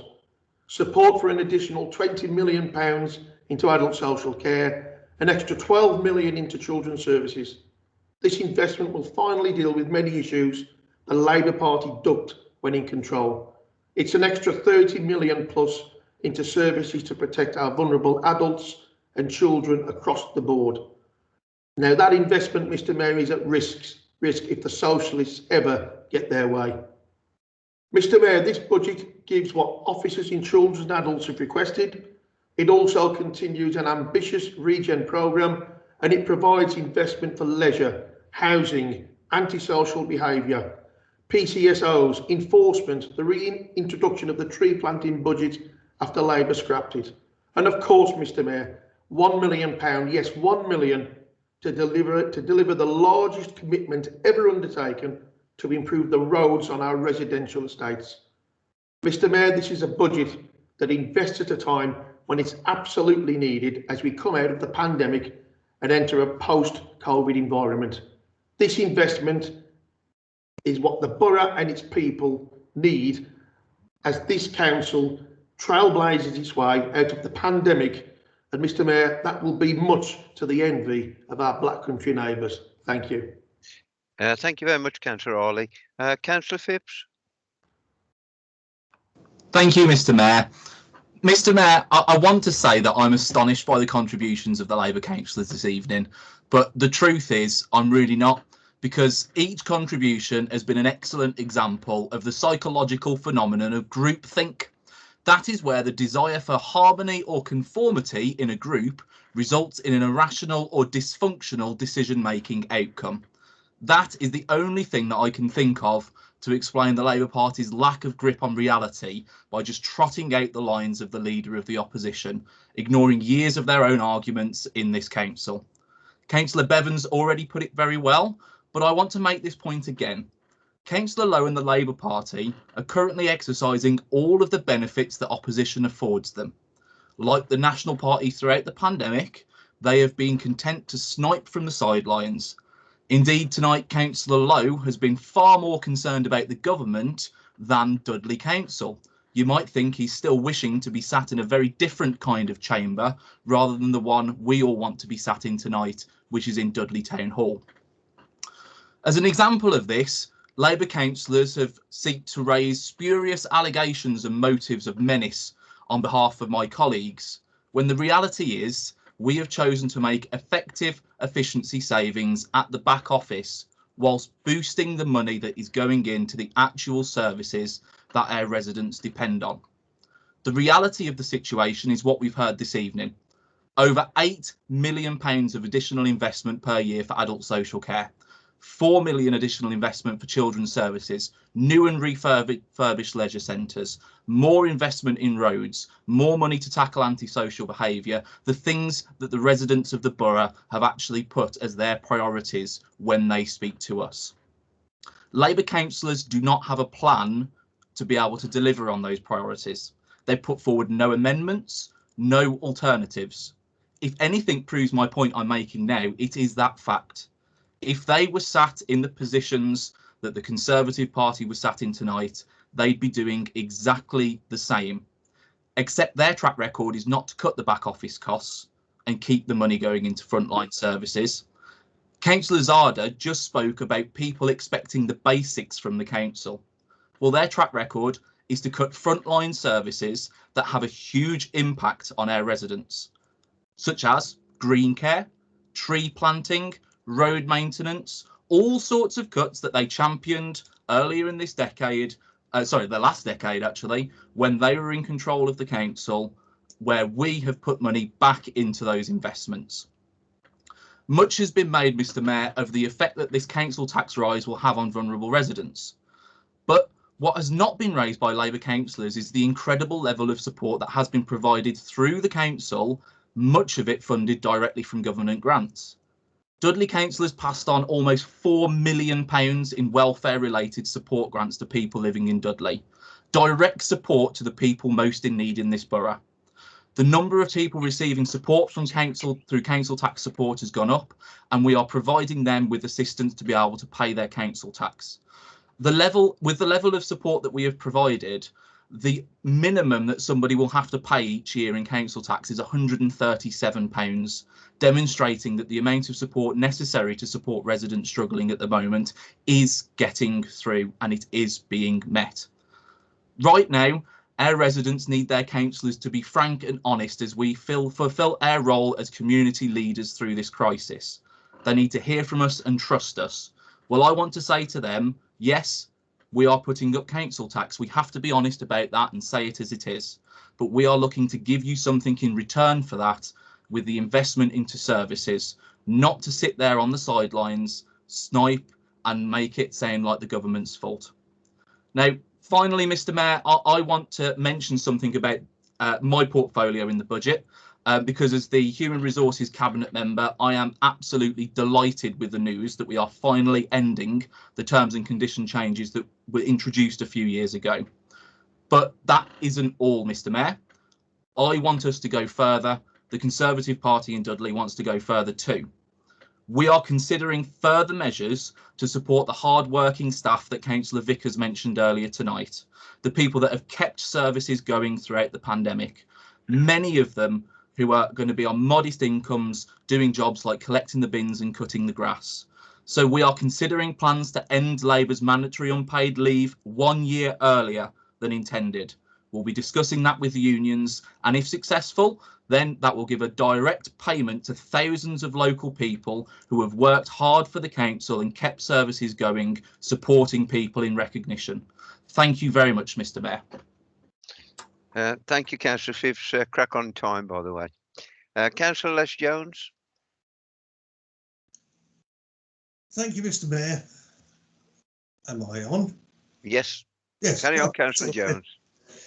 Mr. Mayor, I felt I needed to speak tonight because this will, of course, be my last budget setting meeting. It'll be my 21st budget setting meeting.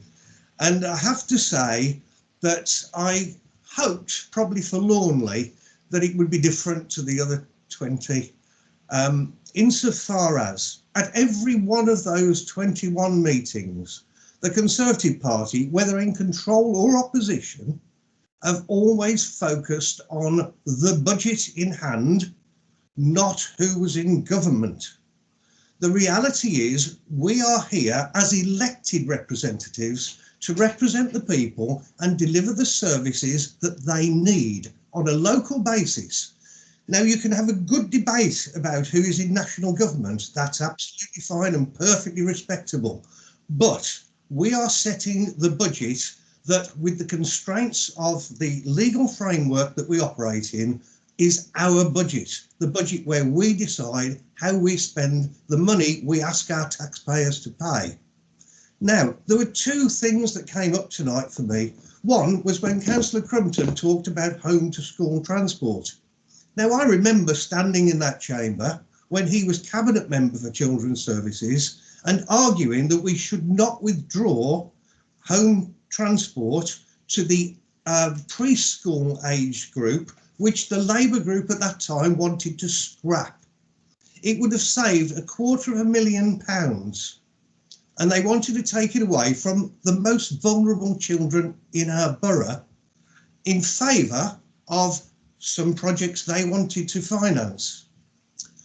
The other thing that struck me tonight was Councillor Lowe and many of the people that followed him having this unbelievable lack of understanding of what a base budget is.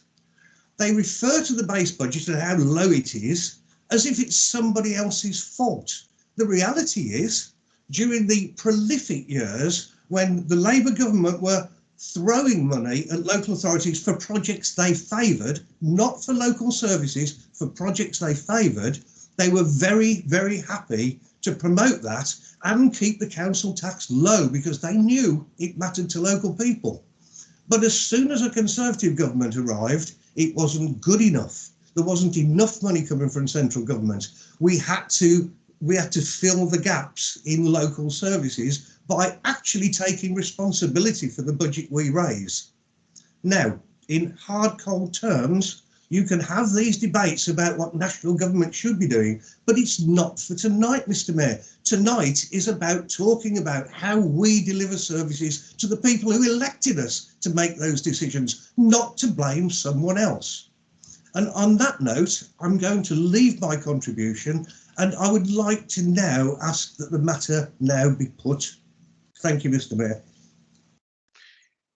Thank you, Councillor Jones. On my list, you are the last speaker. So I will now call upon Councillor Steve Clark to reply to the debate on the original substantive motion, please. Councillor Clark. Thank you, Mr. Mayor.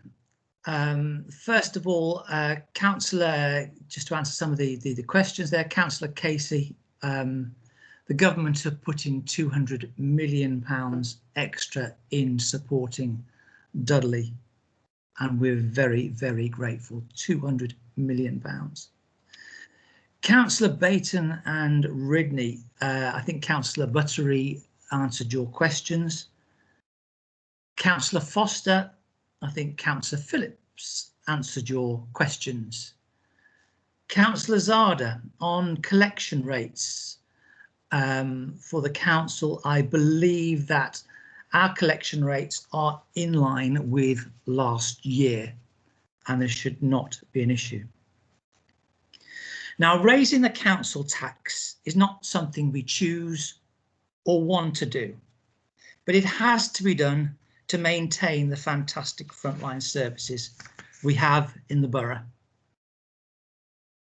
If we decided not to increase the council tax, as you're suggesting, Councillor Lowe, 2021-22 would be manageable, but we would have to use the £8.8 million earmarked for the COVID recovery for the increased pressures in adult and children's services.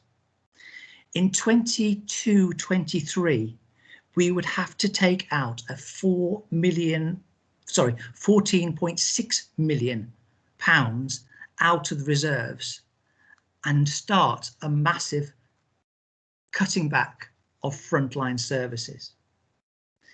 In 23-24, you would have to issue a 114 report or a public interest report, or in non-council terms, you'd be bankrupt in a similar way to Croydon or Northampton Council. You said, Councillor Lowe, we in the Labour Party will not accept this, but both Labour-controlled councils in Wolverhampton and Birmingham are increasing their council tax to the same level as us. So again, it's Councillor Lowe playing politics. COVID-19 has severely stretched all parts of council life. We know that the borough's mental health has suffered during lockdown, and this is reflected in the rise of new people accessing mental health services for the first time. We can anticipate a tidal wave of anxiety and request for support as we emerge from lockdown. This administration has already acknowledged the vital contribution of our adult social care, public health, children's services, and the voluntary sector in caring for the most vulnerable members of our society with freedom of the borough. But claps alone are not enough. There is a severe temptation to remove all the savings, not to increase council tax. This suggestion may enable us to continue to offer care today. But how would we care tomorrow? We are an ageing borough with people living longer, something we should all applaud. And it means we need more dementia care and more domiciliary care. We also need to support people with complex needs, complex disabilities, who have moved from acute hospital to the community with care and support. Whilst the savings proposed are by no means easy to deliver. They are carefully thought out and protect people in frontline care from having services cut. Getting the right care for each individual in the borough is neither cheap or an easy process. We have listened to the Health and Adult Social Care Scrutiny Committee and put a further £3 million investment in to enable all of the above. This money is not just for this year or next year, but it is permanent. Our care services have been there for us during this pandemic. This is a budget that is there for them. Our approach is not to fix quick, but to analyse, plan and invest prudently for a caring future. Throughout this epidemic, the bins have been collected. We've been able to support businesses and individuals affected by the pandemic. Our elderly have been looked after, our children have been cared for, and our most vulnerable helped and supported. Even with this increase, our residents are paying the lowest council tax in the West Midlands and have some of the best services. Thank you, Mr. Mayor. Thank you very much, Councillor Clark. In line with Council Procedure Rule 16.4, I will now put the original substantive motion to a recorded vote. I now call upon the Chief Executive of the Council to explain how this will take place. Thank you. Thank you, Mr. Mayor. Shortly, members, the Democratic Services Manager, Steve Griffiths, will call your names in alphabetical order and ask you whether you are for, against, or wish to abstain in respect of the vote in respect of tonight's budget. Once the recorded vote has been taken, the Mayor will announce the outcome of the vote. To ensure that this is done clearly, both the Democratic Services Manager and I will be keeping a contemporaneous tally. Thank you, Mr. Mayor.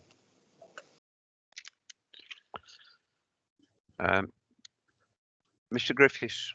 Okay, thank you, Mr. Mayor. I'll do in alphabetical order. So first of all, Councillor Asif Ahmed. Against. Councillor Khurshid Ahmed. Against. Councillor Rida Ahmed. Against. Councillor Shaukat Ali. Yeah, thank you, Mr. Mayor. People are already struggling, as we have heard. I can't bring myself to inflict more burden on them. I am therefore voting against. Point of order, Mr. Mayor. 99%. Hang on. Yes, it's a yes or a no, Mr. Mayor. Hang on. There's no point of order. Councillor Ali, could you just declare clearly whether you're for or against, please? Councillor Ali, for or against?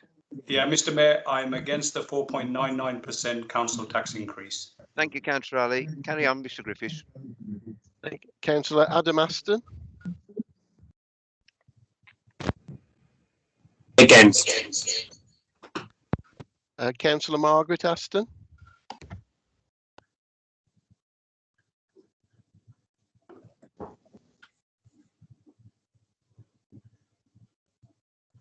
Against that one. Thank you. Councillor Julie Baines. Against. Councillor Nick Barlow. For, Mr. Mayor. Councillor Chris Barnett. Against. Councillor Catherine Bayton. Against, Mr. Mayor. Councillor Ian Bevan. For, Mr. Mayor. The Deputy Mayor, Councillor Hilary Bills.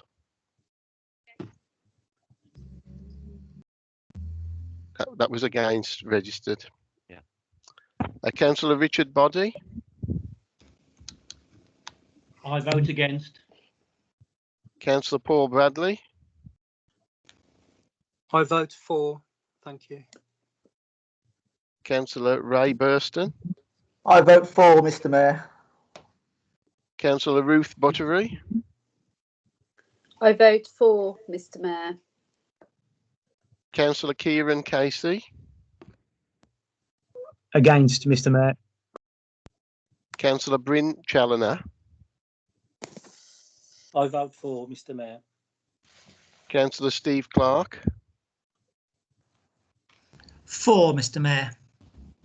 Councillor Jake Cooper. For, Mr. Mayor. Councillor Brian Cottrell. Against, Mr. Mayor. Councillor Jackie Carroll. Against, Mr. Mayor. Councillor Serena Craigie. Against, Mr. Mayor. Councillor Tim Crumpton. Against, Mr. Mayor. Councillor Peter Drake. Against. Councillor Colin Elcock. For, Mr. Chair. For. Councillor Michael Evans. For, Mr. Mayor. Councillor Alan Finch. Against, Mr. Mayor. Councillor Ken Finch. Against. Councillor Judy Foster. Against, Mr. Mayor. Councillor Beck Gentle. Against, Mr. Mayor. Councillor Andrea Goddard. For, Mr. Mayor.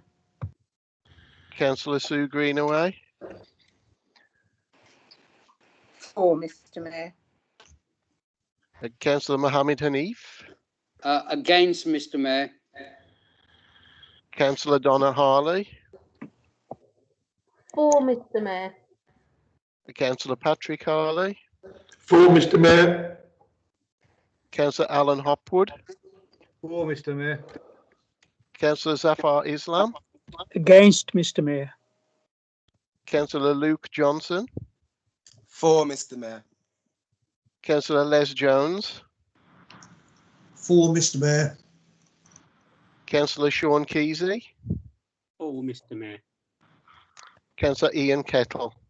For, Mr. Mayor. Councillor Ed Lawrence. For, Mr. Mayor. Councillor Pete Lee. For, Mr. Mayor. Councillor Angus Lees. For, Mr. Mayor. Councillor Kerry Lewis. For, Mr. Mayor. Councillor Pete Lowe. Against, Mr. Mayor. Councillor John Martin. Against the Tory council tax hike, Mr. Mayor. Councillor Peter Miller. For, Mr. Mayor. Councillor Anne Millwood. For, Mr. Mayor. Councillor Shanila Mughal. Against, Mr. Mayor. Against. Councillor Chris Neal. For, Mr. Mayor. Councillor Gay Partridge. Against, Mr. Mayor. Councillor Christine Perks. Against, Mr. Mayor. Councillor Simon Phipps. For, Mr. Mayor. Councillor Nicola Richards. For, Mr. Mayor. Councillor Sue Ridney. Against, Mr. Mayor. Councillor Joe Roberts. For, Mr. Mayor. Councillor Matt Rogers. For, Mr. Mayor. Councillor Parmjit Sahota. Against, Mr. Mayor. Councillor Karen Shakespeare. For, Mr. Mayor. Councillor David Stanley, the Mayor. For. Councillor Alan Taylor. For, Mr. Mayor. Councillor Elaine Taylor. Against, Mr. Mayor. Councillor Laura Taylor. For, Mr. Mayor. Councillor Dave Tyler. Against, Mr. Mayor. Councillor David Vickers. For, Mr. Mayor. Councillor Vanessa Whale. Against, Mr. Mayor. Councillor Steve Waltho. Against, Mr. Mayor. Councillor Tina Westwood. For, Mr. Mayor. And Councillor Kadar Zada. I'm for supporting the people and against this, Mr. Mayor. It's a tie, it is. Thank you very much. We'll just have a brief interlude while we just check the numbers with the mayor, and he'll come back in 2 minutes. Ian, turn your mic off.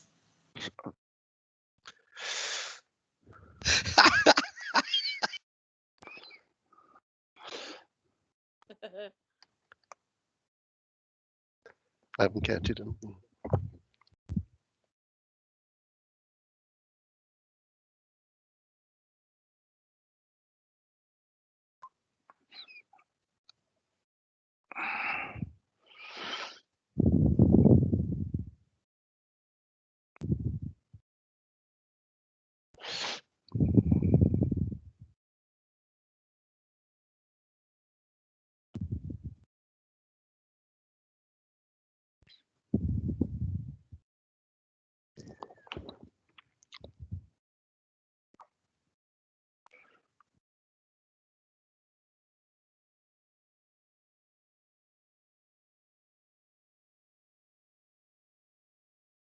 Thank you.